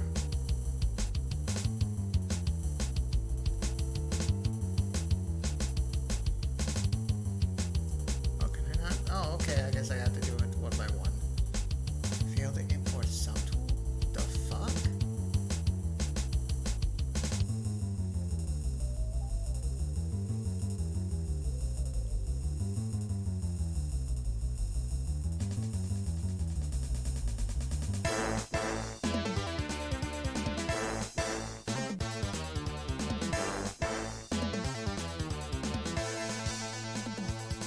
There we go, there's my pseudo inker. Thank you. Now let's switch to the other pencil.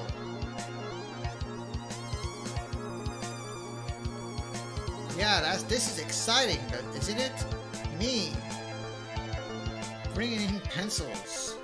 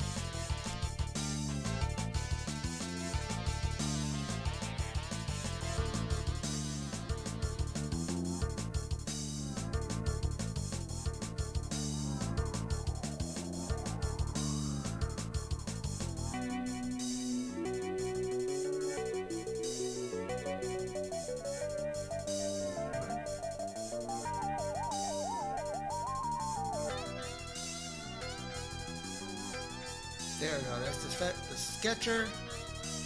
And finally, where is it? I need this one. This is super important. Baker. There we go. So,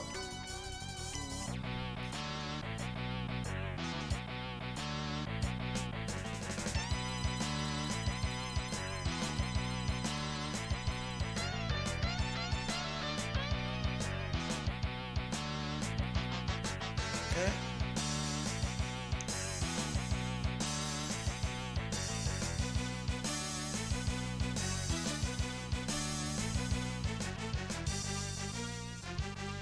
What the hell?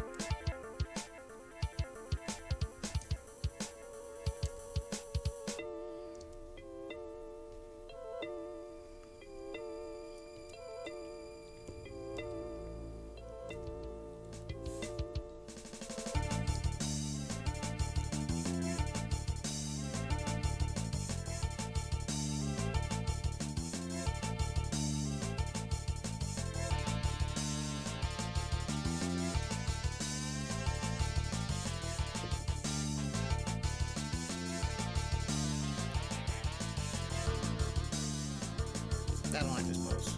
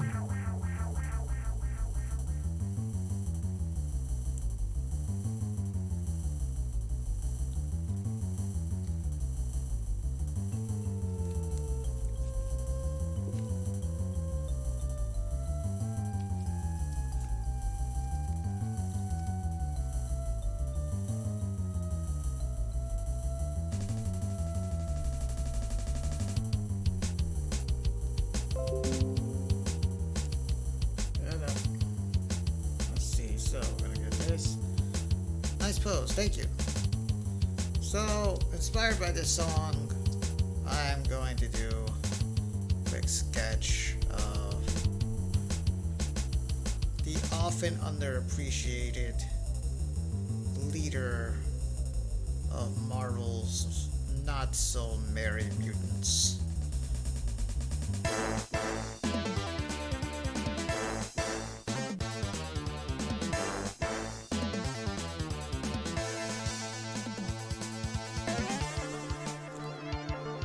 I don't want to give him too much muscle. His name is Slim for a reason. But yes, I am going to draw one Slim Scott Summers Cyclops. They say you can tell you're a real adult when you're a kid, you like Wolverine, but when you're an adult, you like Cyclops.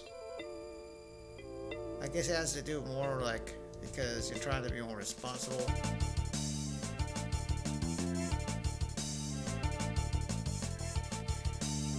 Although, yeah, I'll be true. I was never really his biggest fan. I thought he was kind of cool whenever he goes all out, but other than that,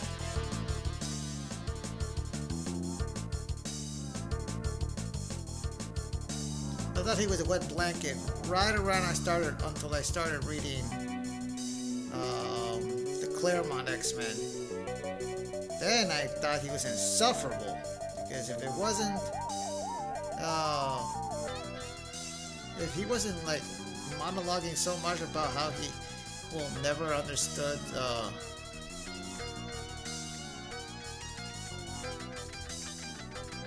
what's it called, why he's fighting very hard for the sake of Xavier's then dream. It's Gene this, Gene that. I guess that's why also some kids found him insufferable during the 90s as well. He only got really cool like around the 2000s when he made his first comeback death, and then he became edgier, and then the crack started showing him, and he became more pragmatic and less. He became more of a dick.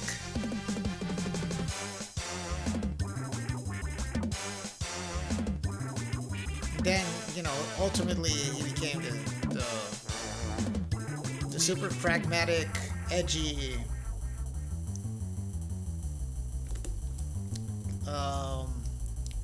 leader of the X-Men. And I don't mean like feels off, I mean he was running the whole shit. But that was around the time they started trying to make him a villain.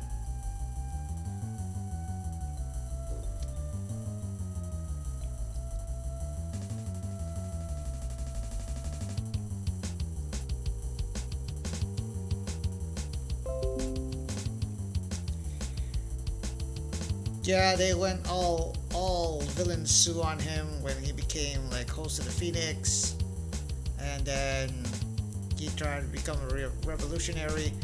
Basically, he realized that Xavier wasn't exactly. He was too naive, and that Magneto was kind of right. But at the same time, Magneto was like too angry to do anything good for mutants. So he realized, fuck both of them. I'm gonna do my own thing.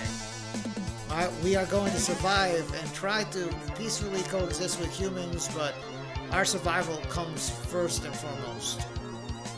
And he became tough as nails. He was not a really nice guy, to say the least.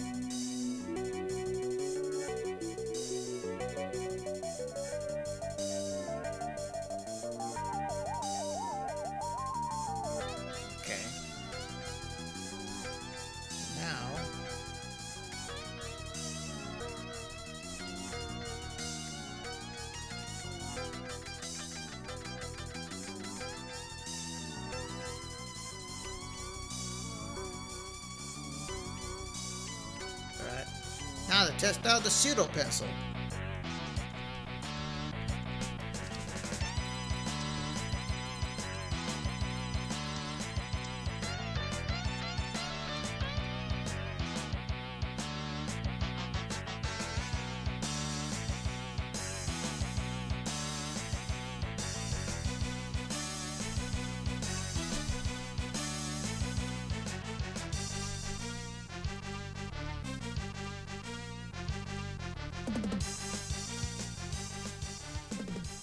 Okay, that's enough Tim Follin. I want to play some Capcom music.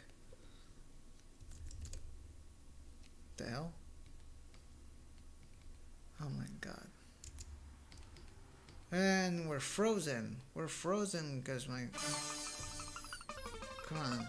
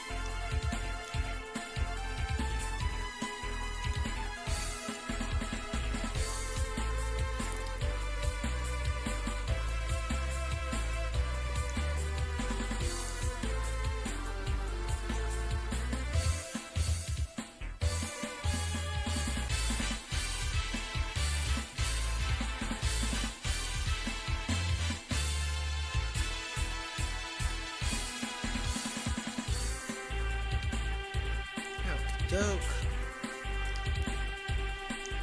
Still no word of Mash, so I don't think we're gonna do his commission just yet.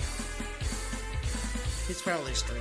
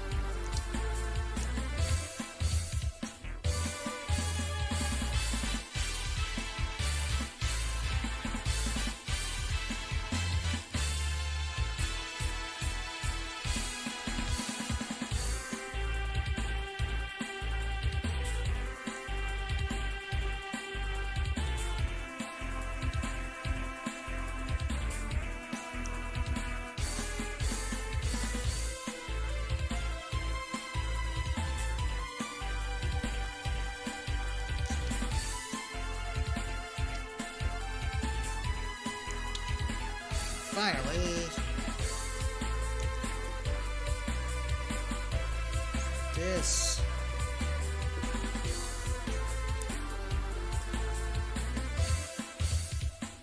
Behold.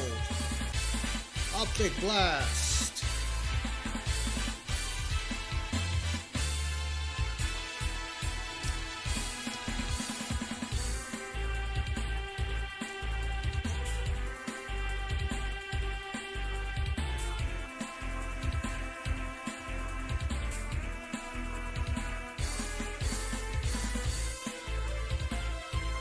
As I shoot punch beams from the punch dimension.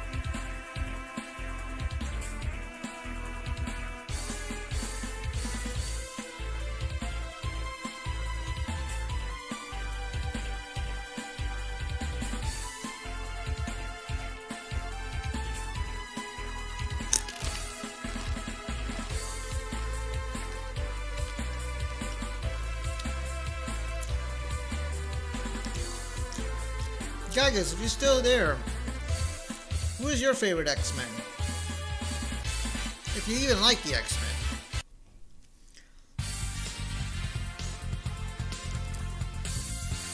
Although, like, real talk, I find it very hard to find Unless like you were, I guess like unless you were like a teenager right now, I find it hard to find anybody in the United States or otherwise who don't like the X-Men.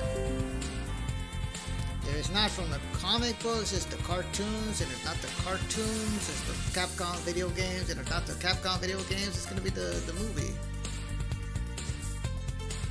Ah, of course. Mr. Harry Canadian.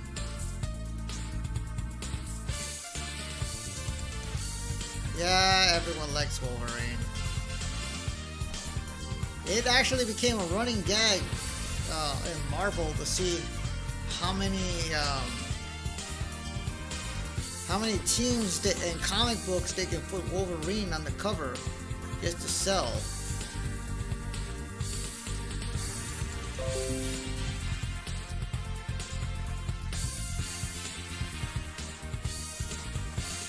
Alright, Wanda. I mean, technically she's an X. She's kind of X-Men adjacent. She's not really an X-Men, but she's related to one of them. Although nowadays Marvel does not want you to think that she's actually does not want you to think that she's actually the daughter of Magneto. That was all a trick.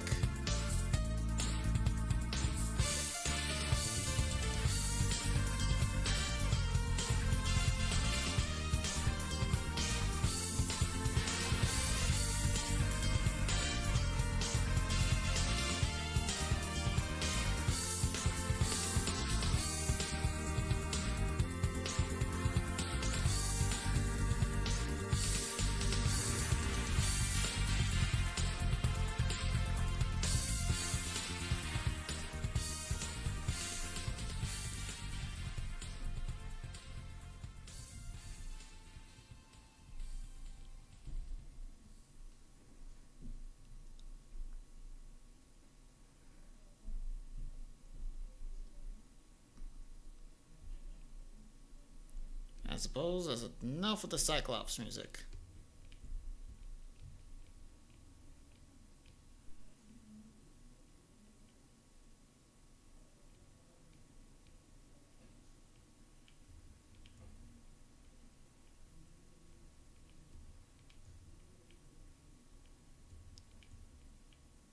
There we go. There we go. All right. That's a Cyclops.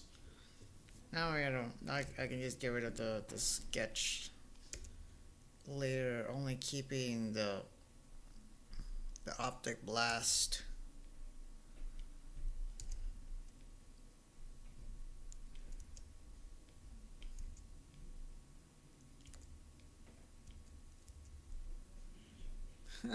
That's cool. I could use this. There you go. That's a Cyclops.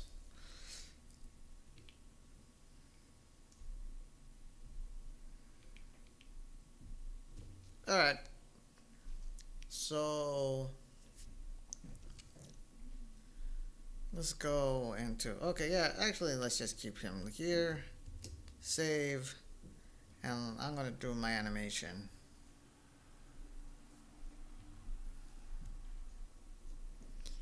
Then we're going to, let's see.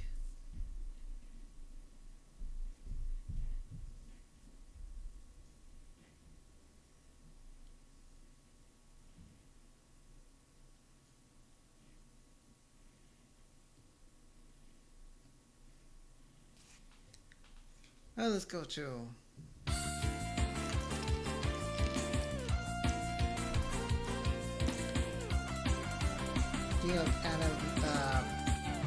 Pat Quinn's character from X-Men.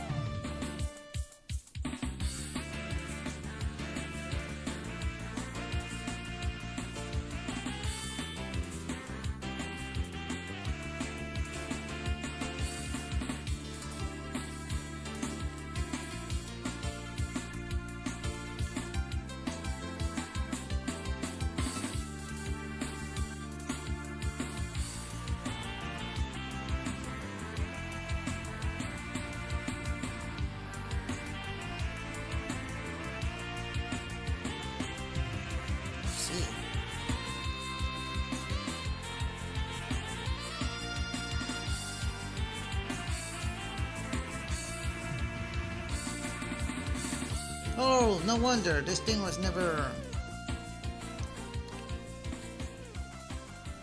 Okay.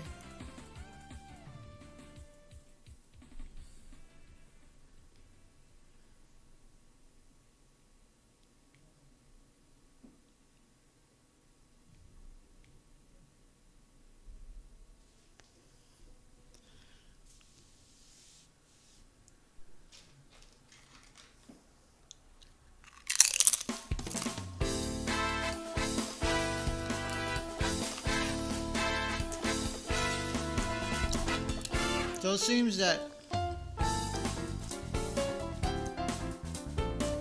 I now have to kind of guess.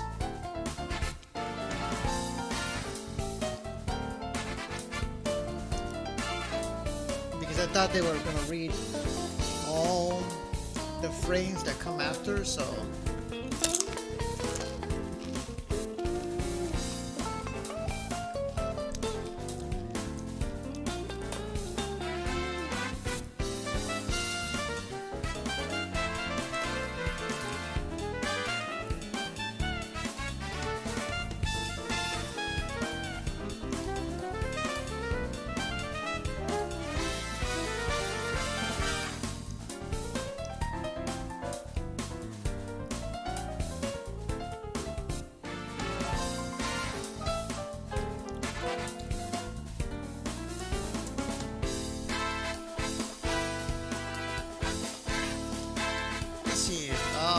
I'm gonna see if I can put in the light box.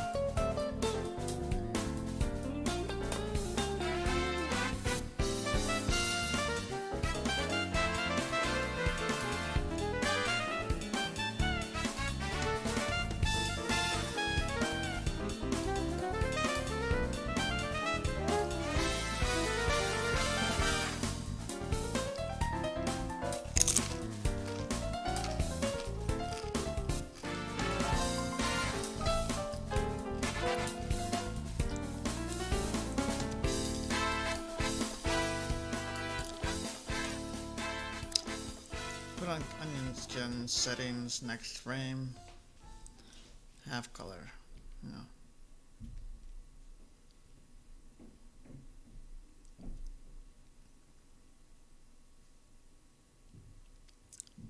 Alright.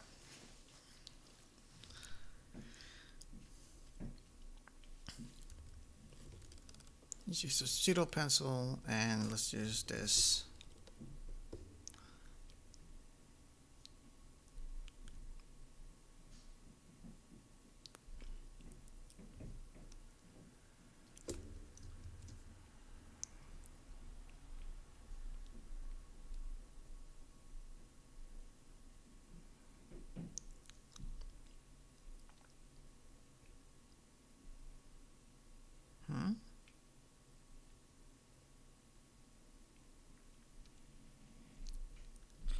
Oh, I see. Yes.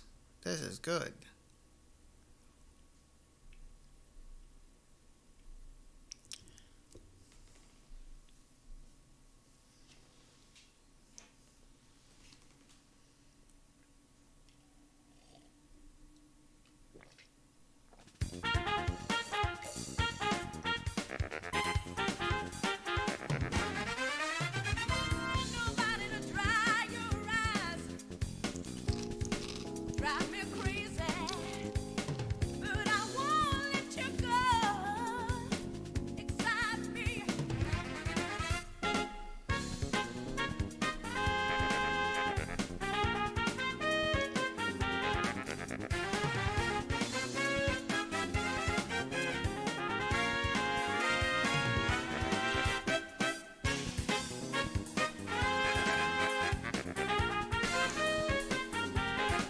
I mean, I'm guessing I'm probably alone in this, but seriously, what compelled the composers of Marvel vs. Capcom 2 to make it jazz. It doesn't say anything about Marvel, it doesn't say anything about Capcom. Drive me crazy, but I won't let you go. Excite me. All it does is fit the game. It fits the type of game Marvel vs. Capcom is.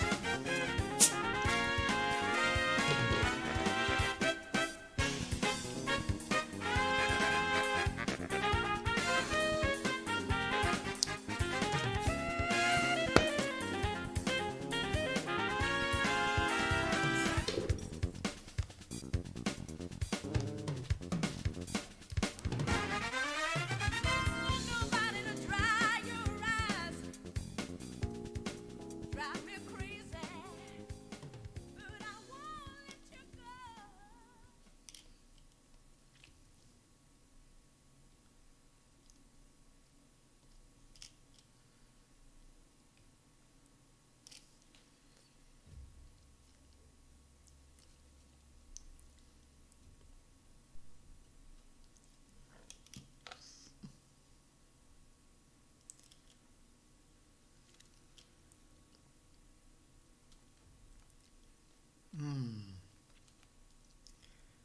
Man, I want to play something more relaxing, but it's not 52, and I want to take one more attempt to get some dinner.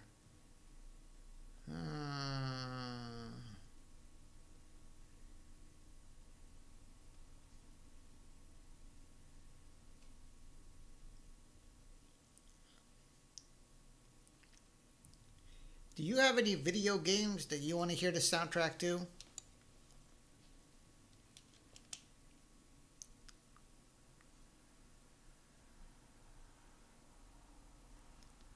Let's see. Platter for breakfast. What is that?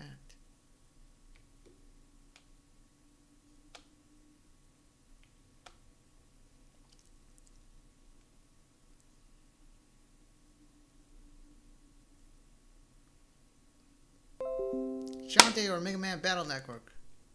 Alright, it's been a while since we heard anything from Shantae, so...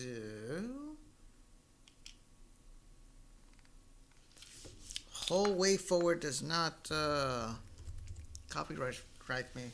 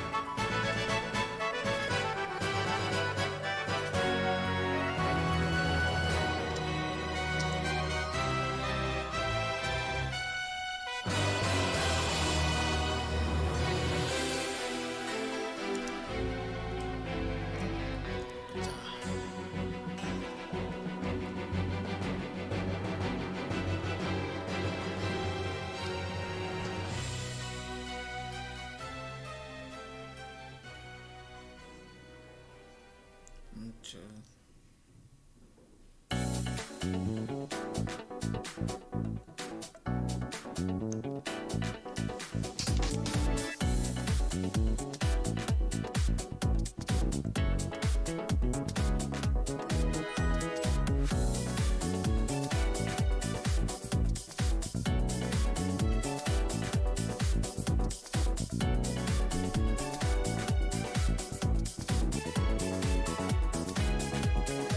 That's that Jay Kaufman thought right there.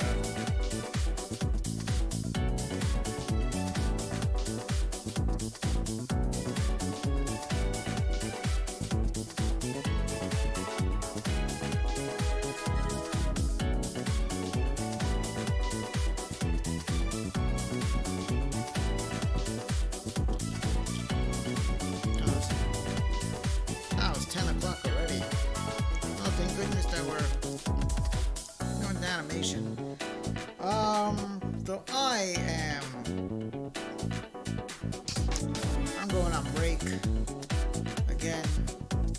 So, I suppose we should change our.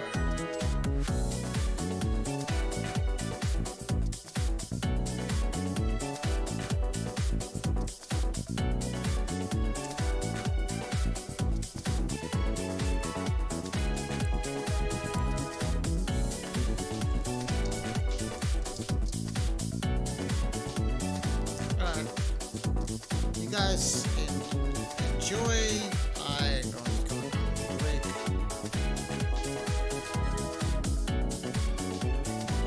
What the fuck? Oh my god, I hate when this happens.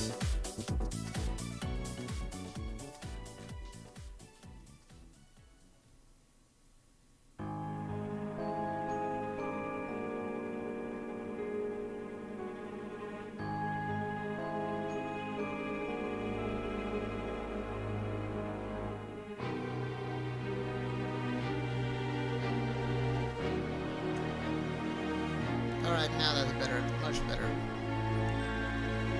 So, let's see. Be right back.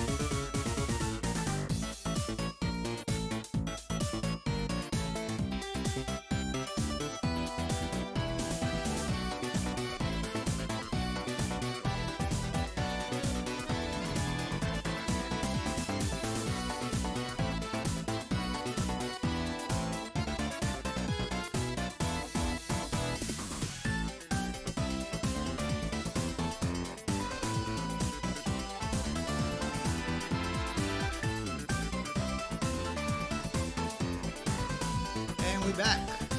Hey, sorry I've been gone for a while, but oh, and I forgot to do the dinner break. I forgot to do the dinner break. But yeah. So right now I am.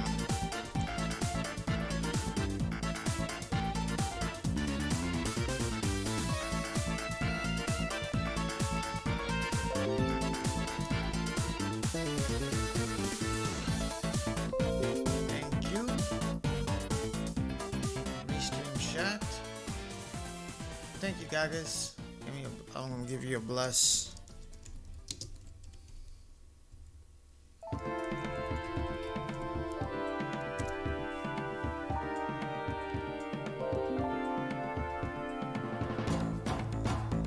Let me ask, have you ever thought about doing your own Twitch stream?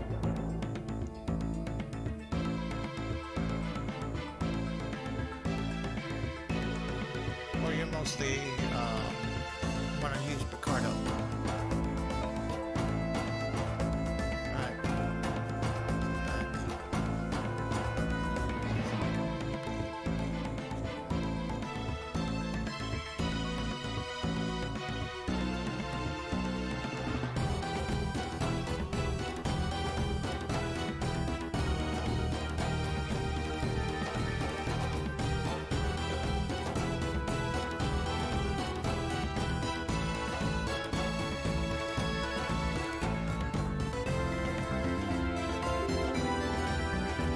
Probably, but I don't really know how to set up for streaming myself.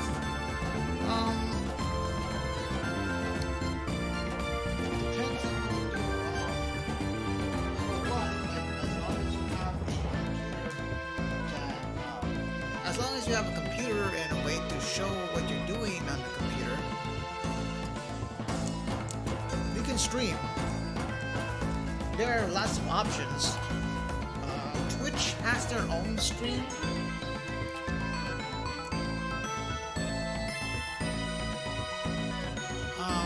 Either it is natively, I'm not sure if it's natively available, or it's also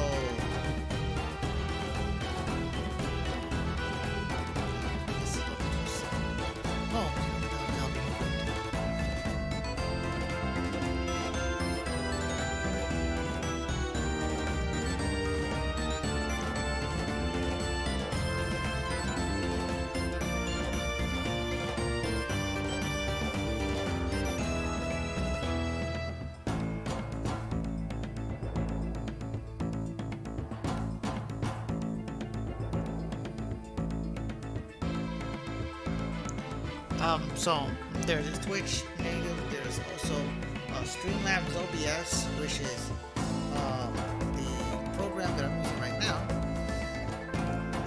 I can show you my setup.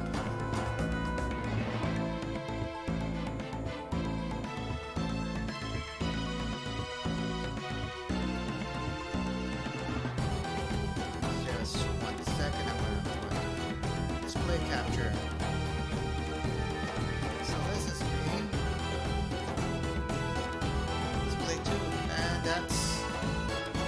Right there, right here is something called OBS.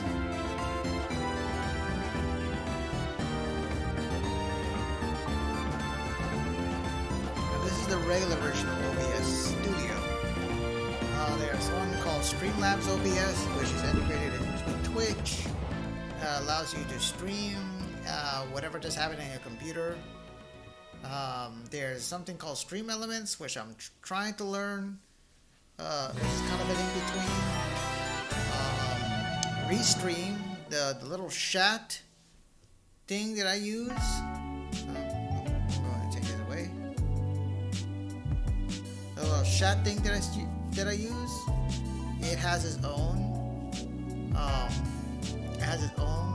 Web service. I think it just mostly captured whatever you have on screen. It's mostly, it all depends on your capture software and what you want to do. That being said, yeah, if you want to stream games, you are going, either you're going to have to play exclusively on PC, or you're going to have to get a capture card.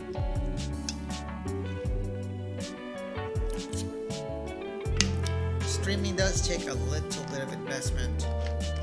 And you know what? I don't even know why I'm giving you advice because I'm like one of the worst streamers. I only do this on like part time.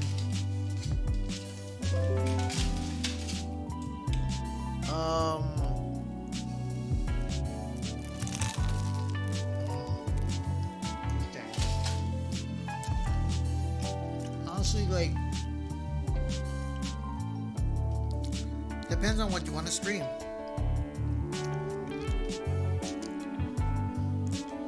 But as long as you are having fun and you want to share something with people and you're willing to dedicate some time into showing that, you can stream about anything. Alright, so back to the commission scene.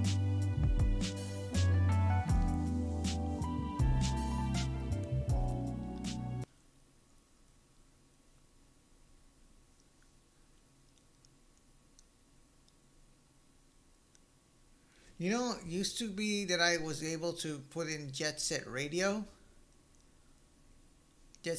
music, but now I can't do that because otherwise I get copyright streams.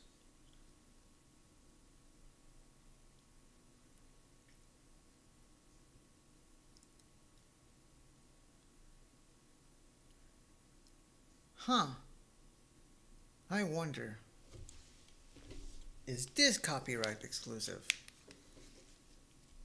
Midnight Channel, Japanese Jazz Fusion.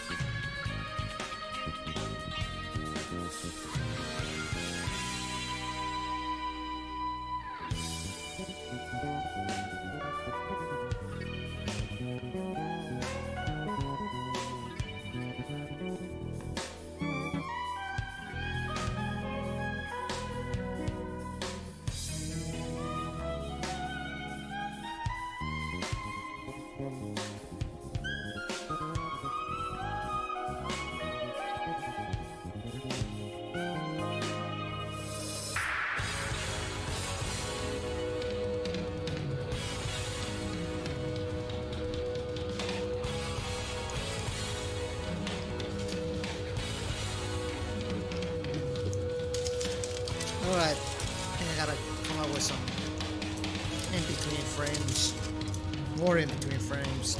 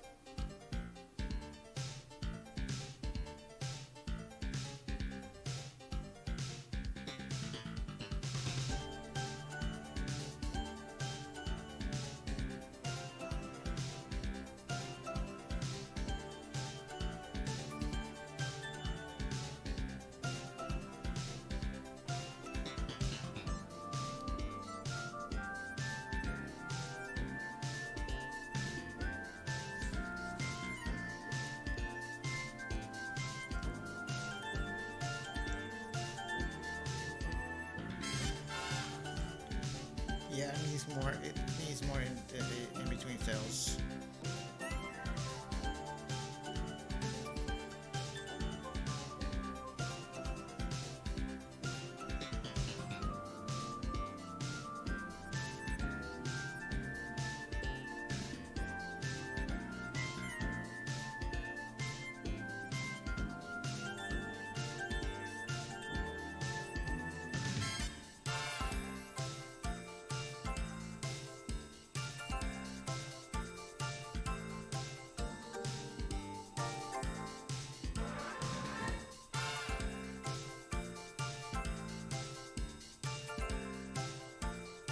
Alright, yeah, I think around here.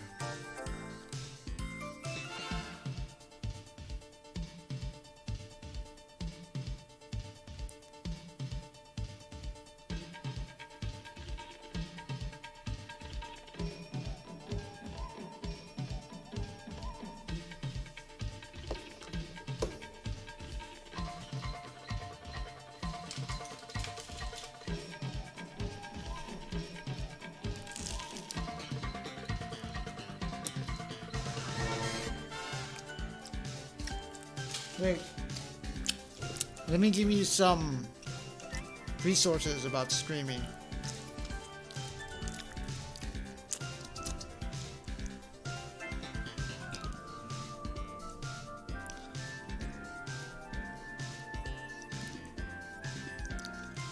Let's look at.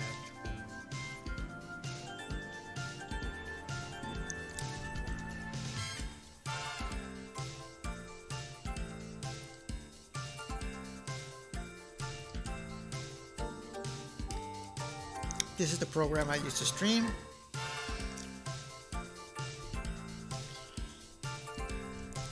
And this is the service that I use in order to stream to multiple platforms.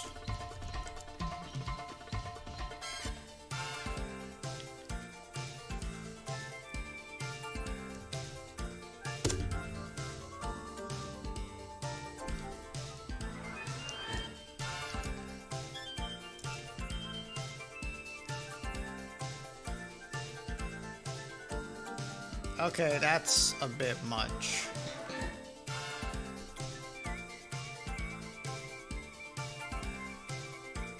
Didn't get very far though. I mean, depends on what you were trying to do. Like, what are your streaming goals?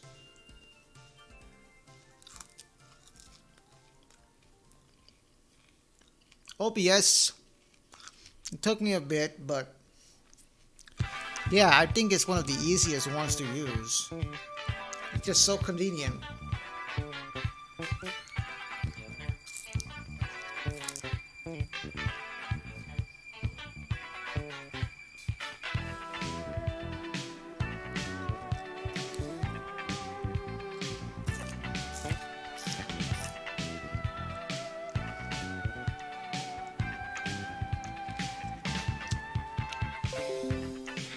Oh my god.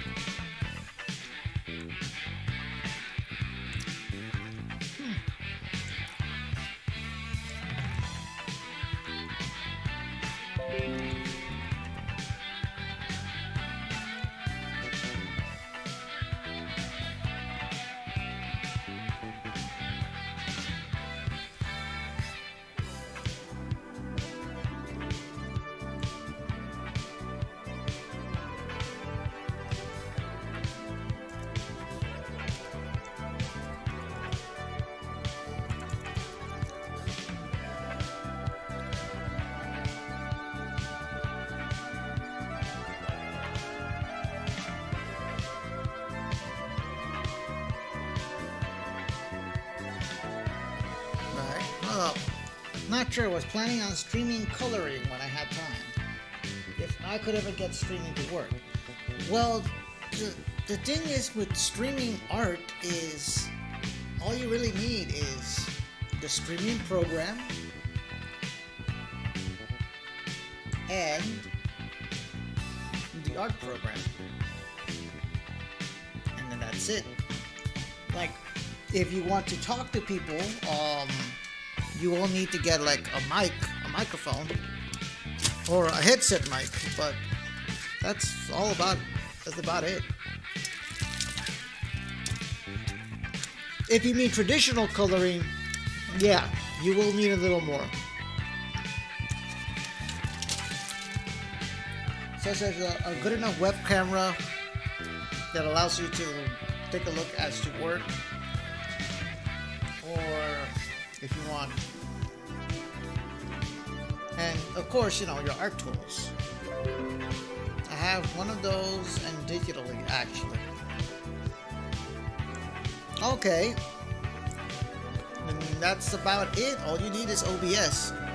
And really, all it is just to set up a display of your screen. If you want the fancy overlays, the shit that I have right over here, I made that mostly in Photoshop, using layers. It's basically Photoshopping.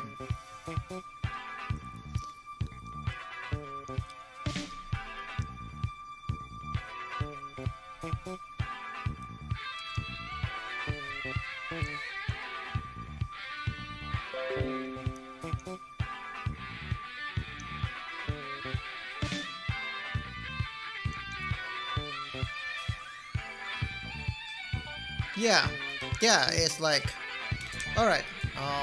If we can go back to the digital layers.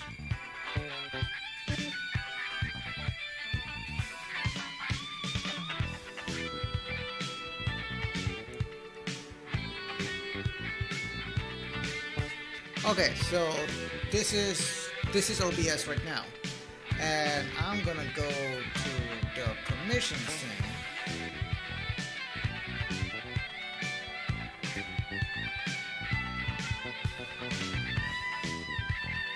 All right, you don't see that. You don't you don't get to see that.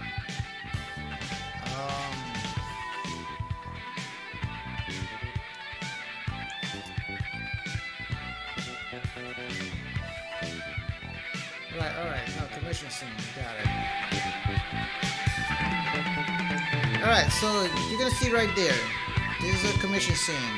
This is what I had before. So right over here, you have this list of what we have.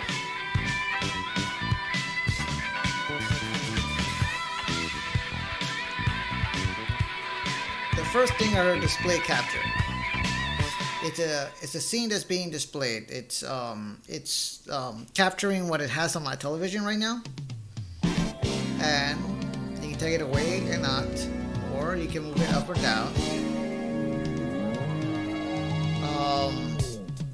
This is an audio input capture that captures the sound that my computer is making, so it plays back to you. This is a mic. It could be any mic that you want. It could be any mic that you want, as long as, like, say, you have a headset mic or a mic like I'm having right now. I have a microphone right in front of me.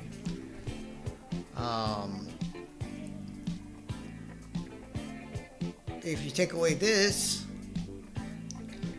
you see the now loading text, and that is a separate layer. And you can take the text itself. I animated. I made that on Photoshop, but you can put whatever text that you want. It's an image. Same with this. All of them are just images that I put on here. And of course, this is our topmost layer, which is displaying what we usually display right there. So it's mostly about layers. It's mostly about layering.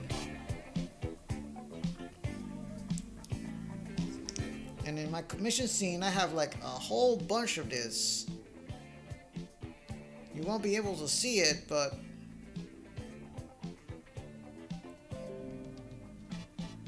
yeah, hold up. I'm gonna go to studio mode.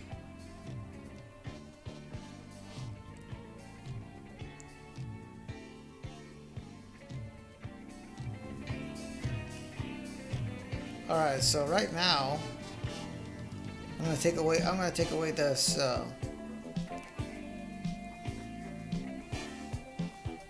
And over here, I have all of this. All of these things are layers. So this, my little webcam, it's a layer that I control. It uses the display. It captures the display of my webcam. I have a game capture, which is meant to capture any video games that I want to play. And this is a YouTube capture. This is basically just displaying my YouTube window. So all of this is just things. Oh, but you want to know about the art stream layout. All right. This is an overlay. This is something that I got from Coffee itself. They provide it. It's called a browser source. And what you do is that you put in a URL for anything you want, and then it opens a little browser that shows it to your audience. This is just a text. You go to filters, and it will show you all of this. It shows you all these options that you can use for your text. These are both text. These are just text without anything except like maybe a drop shadow and a drop shadow and a stroke. Now this is the commission overlay, and I built all of this on Photoshop. I'm gonna take away the YouTube capture for a bit. This is my overlay. As you can see, I have a background in front and the back, but other than that, what I have is just a Photoshop image with an empty holes where these where the display is going to be.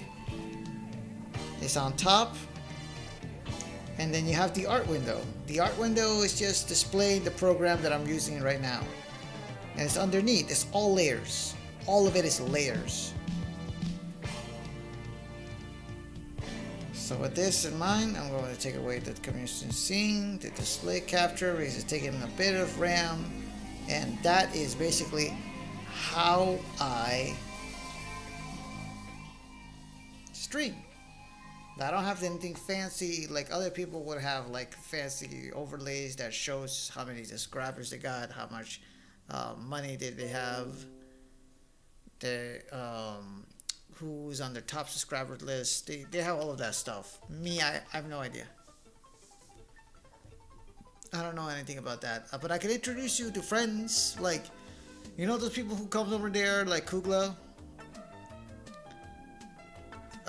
He is a moderator for the streams, and he shows up. He can probably teach you a bit.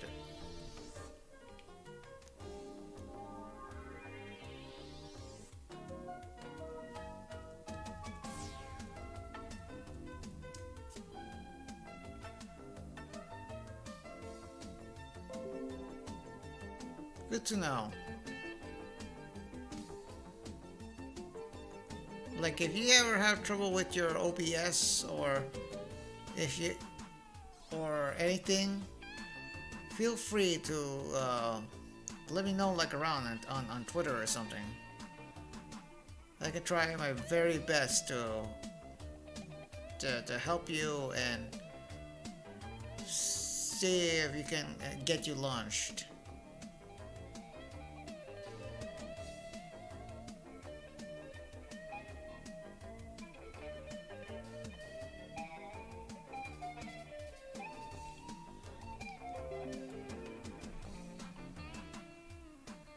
Okay, sure.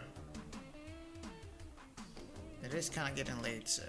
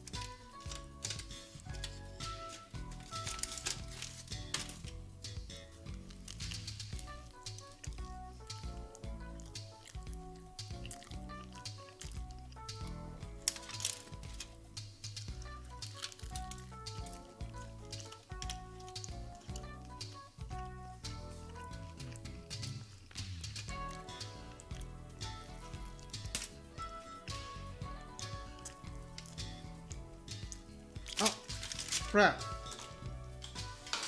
I forgot I was live. I'm sorry, this sandwich is just really good.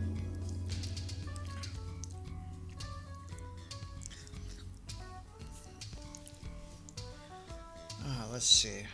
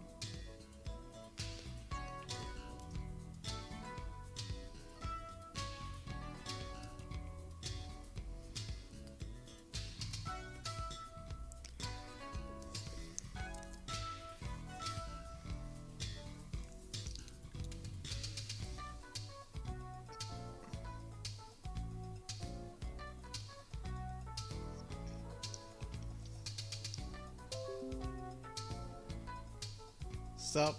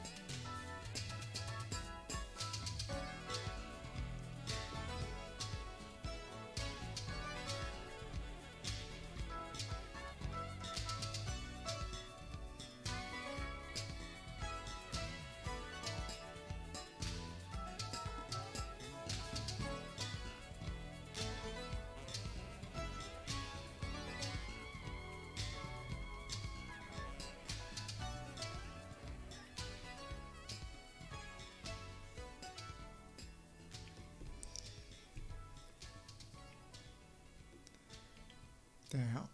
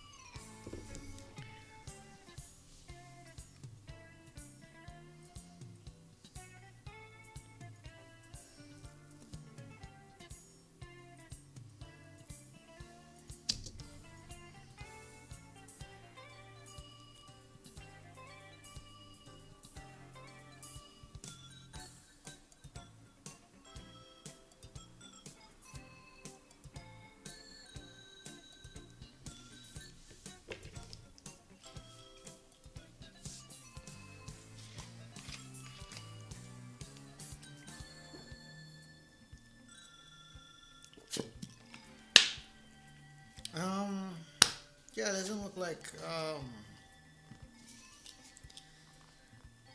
Yeah, hold up. I'm gonna take a quick picture of the race car thing so I can show Mash. That way he knows if he's going to do it or not.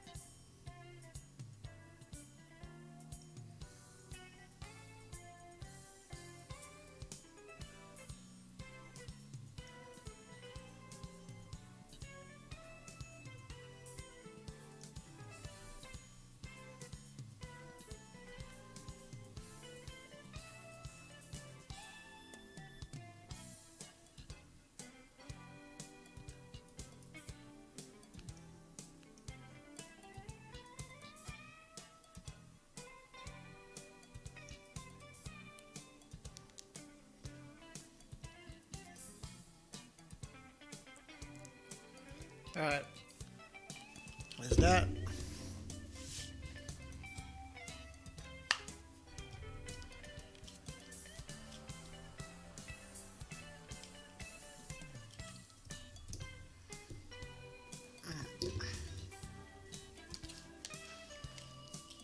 I may actually wind up turning it early because I'm starting to get a little bit of the itis, the luteritis. The luteritis.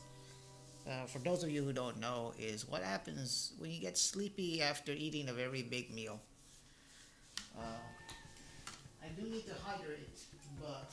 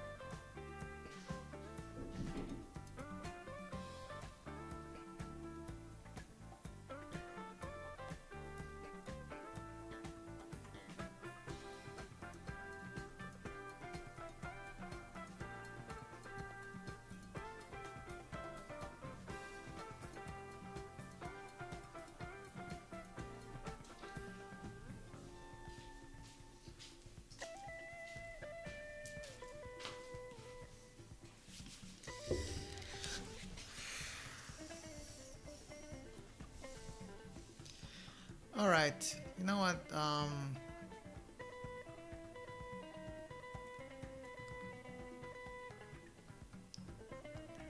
Keep working on this later.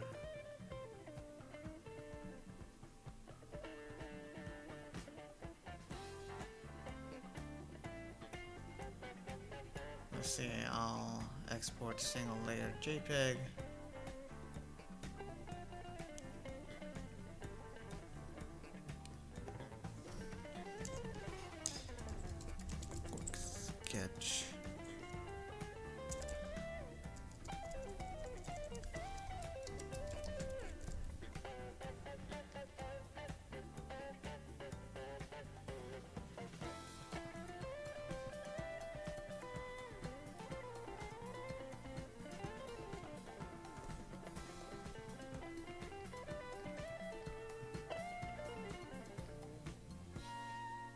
There's yours right there.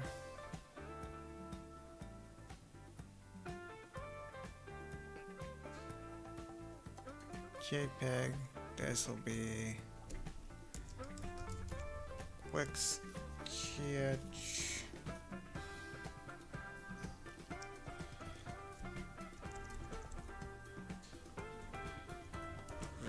Request other friends.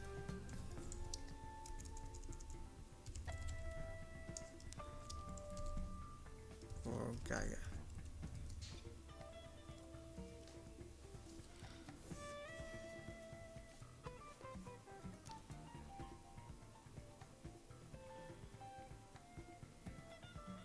Oh, we don't, and we didn't do this one. Yeah, we did one for Scorpion. Scorpion. Lost Soul. Phantom Revenge.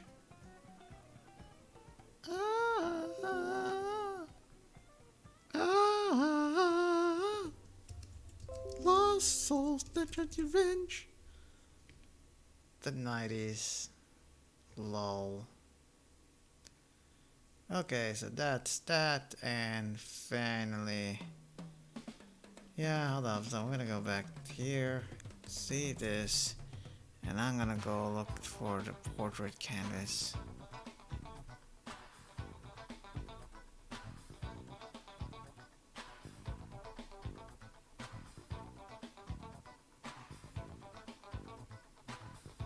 Yes, this one.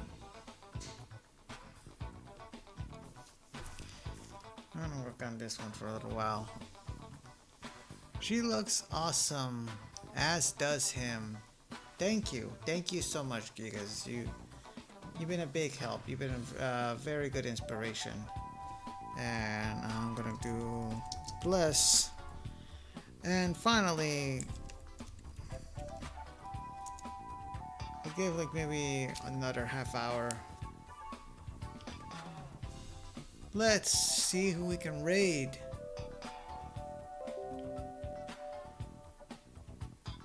Oh, we don't.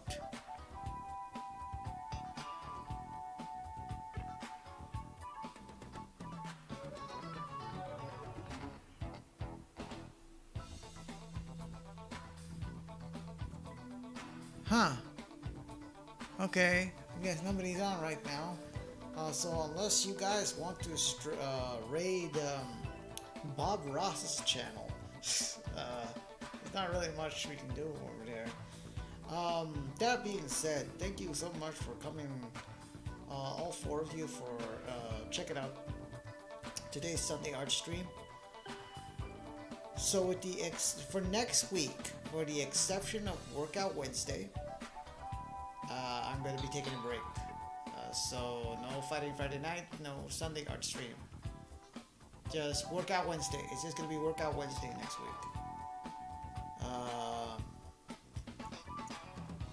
And then, most likely I'm just going to. And then what's it called? We'll be back to the regular schedule on Mother's Day week. Do you still have the original you made for her to go with it? What do you mean the original you made for her? I don't get, hold up. I'm gonna go Stream illustrations. Oh, you mean this little thing? Yeah, no, I shrunk it down in order to turn it into a reference. It wasn't intended to do anything else. It was just this.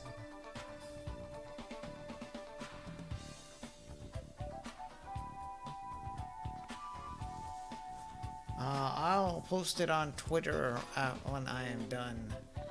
Yeah, but no, I don't have like another one. It shrunk down, so it's not viable. So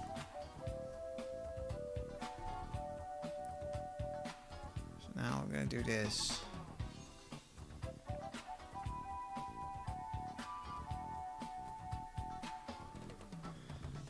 So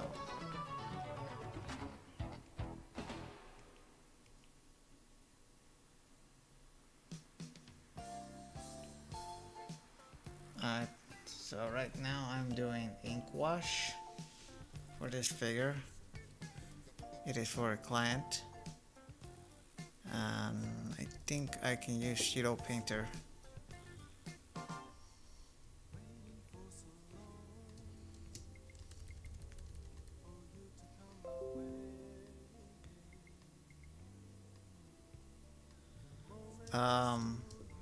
That I did Pseudo Painter, or can you repeat that please? Mom talked over you about HSN. What happened to the original? Oh, okay. No, the original sketch I did is shrunk down for reference sakes. It was never meant to be an actual illustration. Hold on.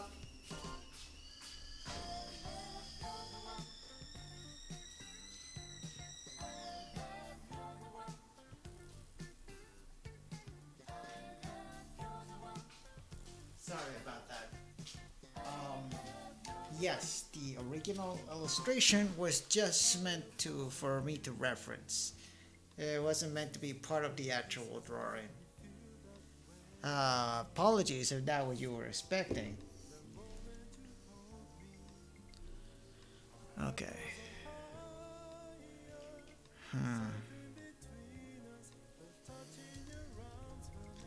This may be a little too color mixing.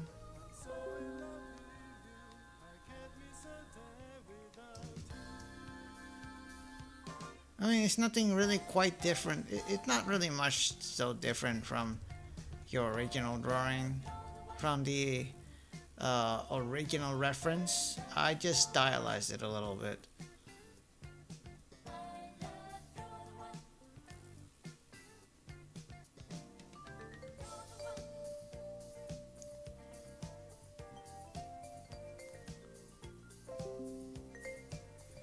Thank you. Thank you very much. Oh man, I don't know. Oh shit. I should at least shade this lady before I work on the paint part of her. Then I need to take me a little nap before my actual nap. Streaming for long hours is kind of exhausting. I honestly don't know why I do it.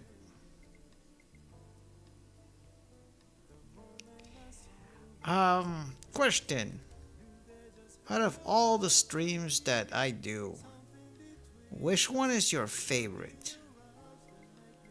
Workout Wednesday, Fighting Friday night, or the Serene stream that we have right now?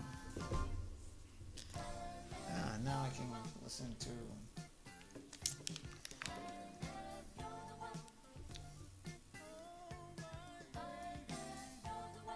Oh my god, this song is incredible, but also this may get me. This may get me.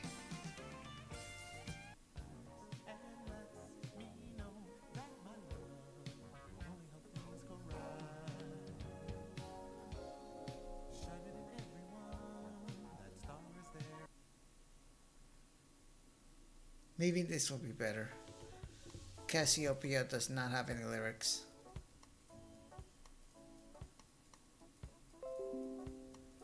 The Serene and Workout Wednesday.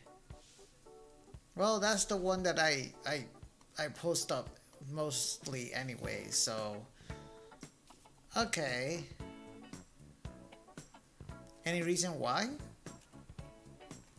Or is it just exposure?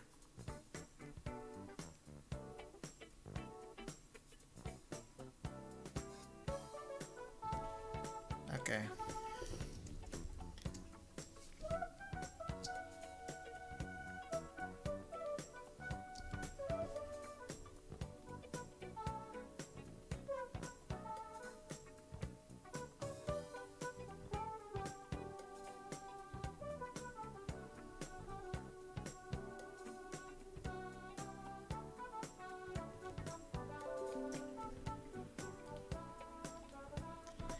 Cool art and gameplay of how Ring Fit works. Alright, thank you.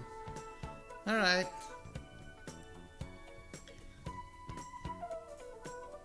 I'm I'm always looking for valuable feedback in order to change the stream into something better. Because as cool as this looks now, it can be better. It can be so much better.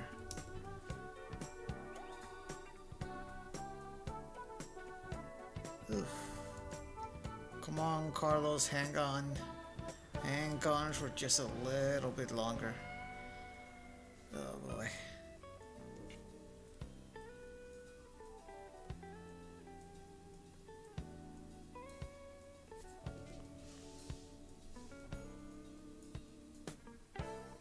Surely there's someone. I mean, I guess Adam Yuki and this Virtual Fighter Final Showdown. I mean, if the Final Showdown thing is actually getting re-released, that's always a good thing. You know what? Yeah, we're gonna rate him. We're gonna rate him afterwards. But I'm still not done yet. I can keep going, damn it.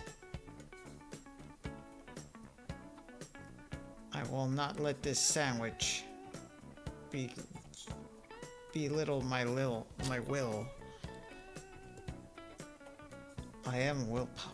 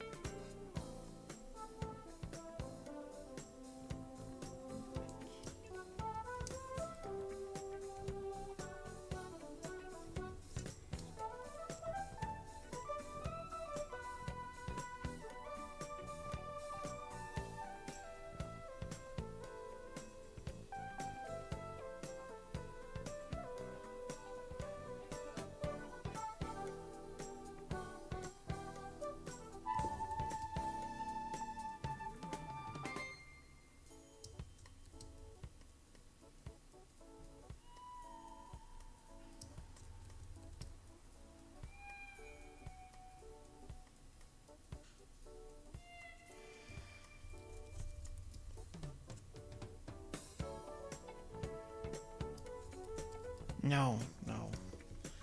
Conquer the flying squirrel. Conquers bad day out.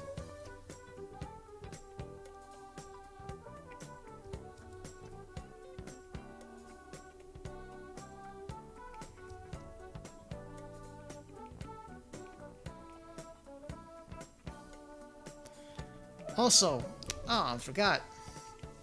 Let me give you my socials.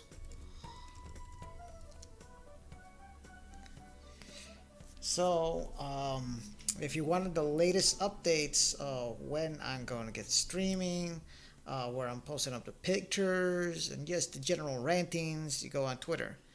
I also have a Discord where you guys can hop on, take a look at, join my community. It's kind of bare right now. Bear with me. I'm still trying to figure Discord out, but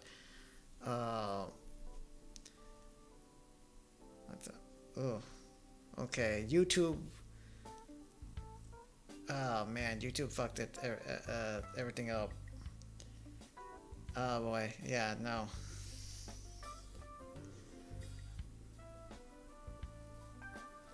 Hold up, I gotta take a look at the YouTube.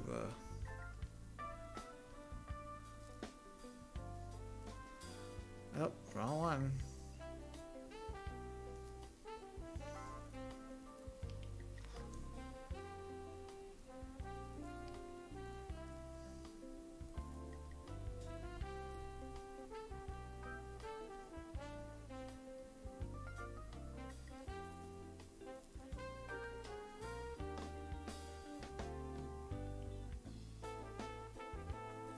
There you go. Alright, so like I was saying, the YouTube, that's where I'm streaming now, and that's where I want to actually try streaming. I feel YouTube is a little more freeing than Twitch. So, okay, another streaming advice. If you're gonna go with Twitch, And if you're not paying Prime or making or have only a free plan, be prepared to either stream every single day for a month so you can get the numbers going. Because Twitch doesn't care about anything except your high numbers. Or be prepared to go to your video producer. So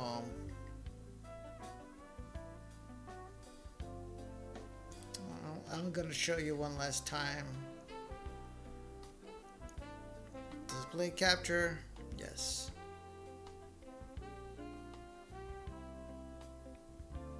Okay, so see right here, this is my stream manager. This is how I control everything on Twitch. And right here is something called video producer. And it tells me like, so Twitch only holds your videos for 14 days if you're not an affiliate or a partner. So be prepared to go over here to the highlight button, edit your videos, and that way then it's staying within Twitch for however long they want it to. But if you don't, then all of your broadcasts are after it expired is gone. If that doesn't trouble you, then just stream away. But if it does, this is gonna be something very annoying you're gonna have to do almost every week. Like since I'm not an affiliate, yeah. Since I am not an affiliate, I haven't reached the quota. Then I guess I have to do that bullshit. And even if you become affiliate, all you have is an extended. You have an extended stay with your videos, but not, you know, they're still gonna take it away. YouTube doesn't have much gaming integration or community integration, but it does let you keep your videos forever. It's a good trade-off, all things considered. The stream manager.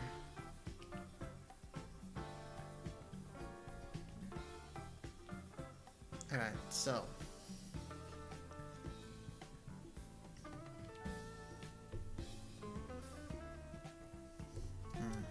I still don't like those eyes.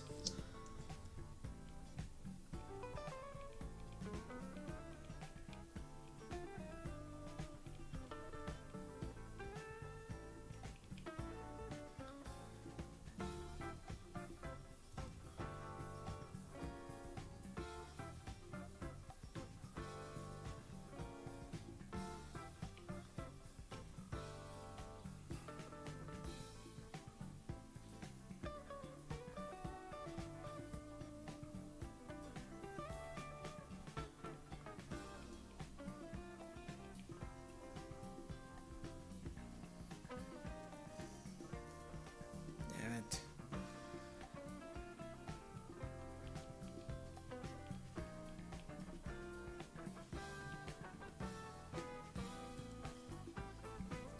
$11.27, huh?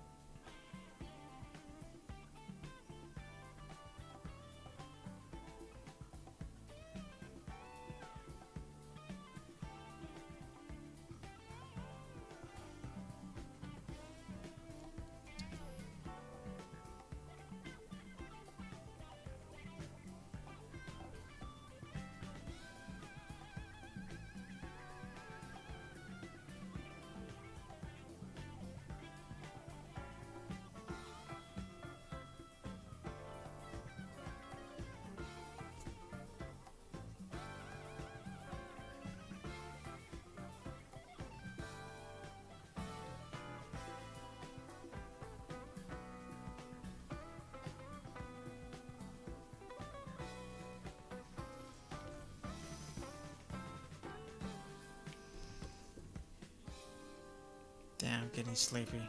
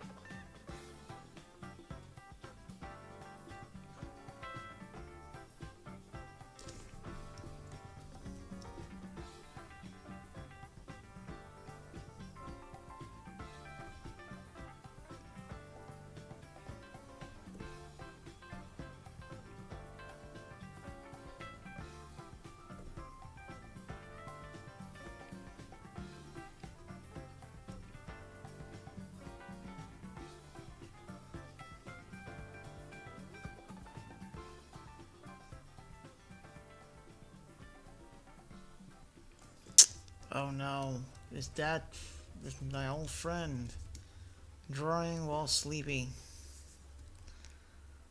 No. Yeah, I can't do that.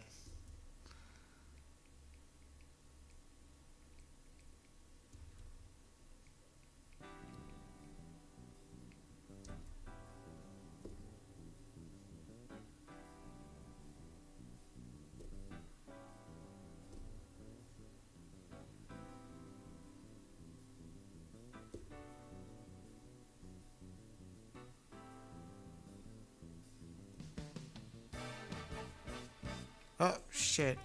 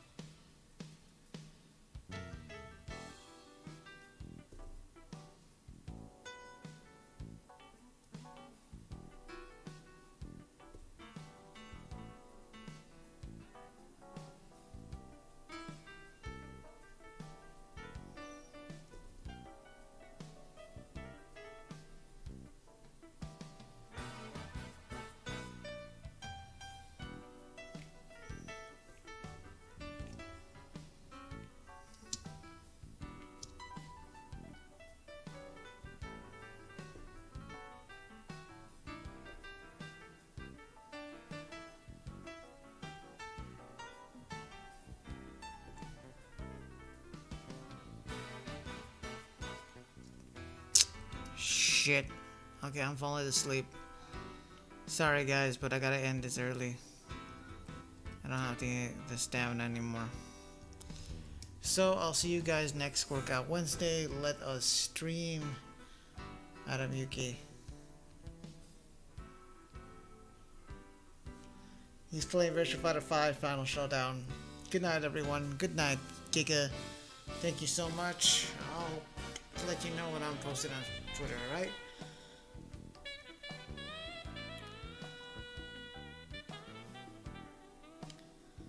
Alright, guys.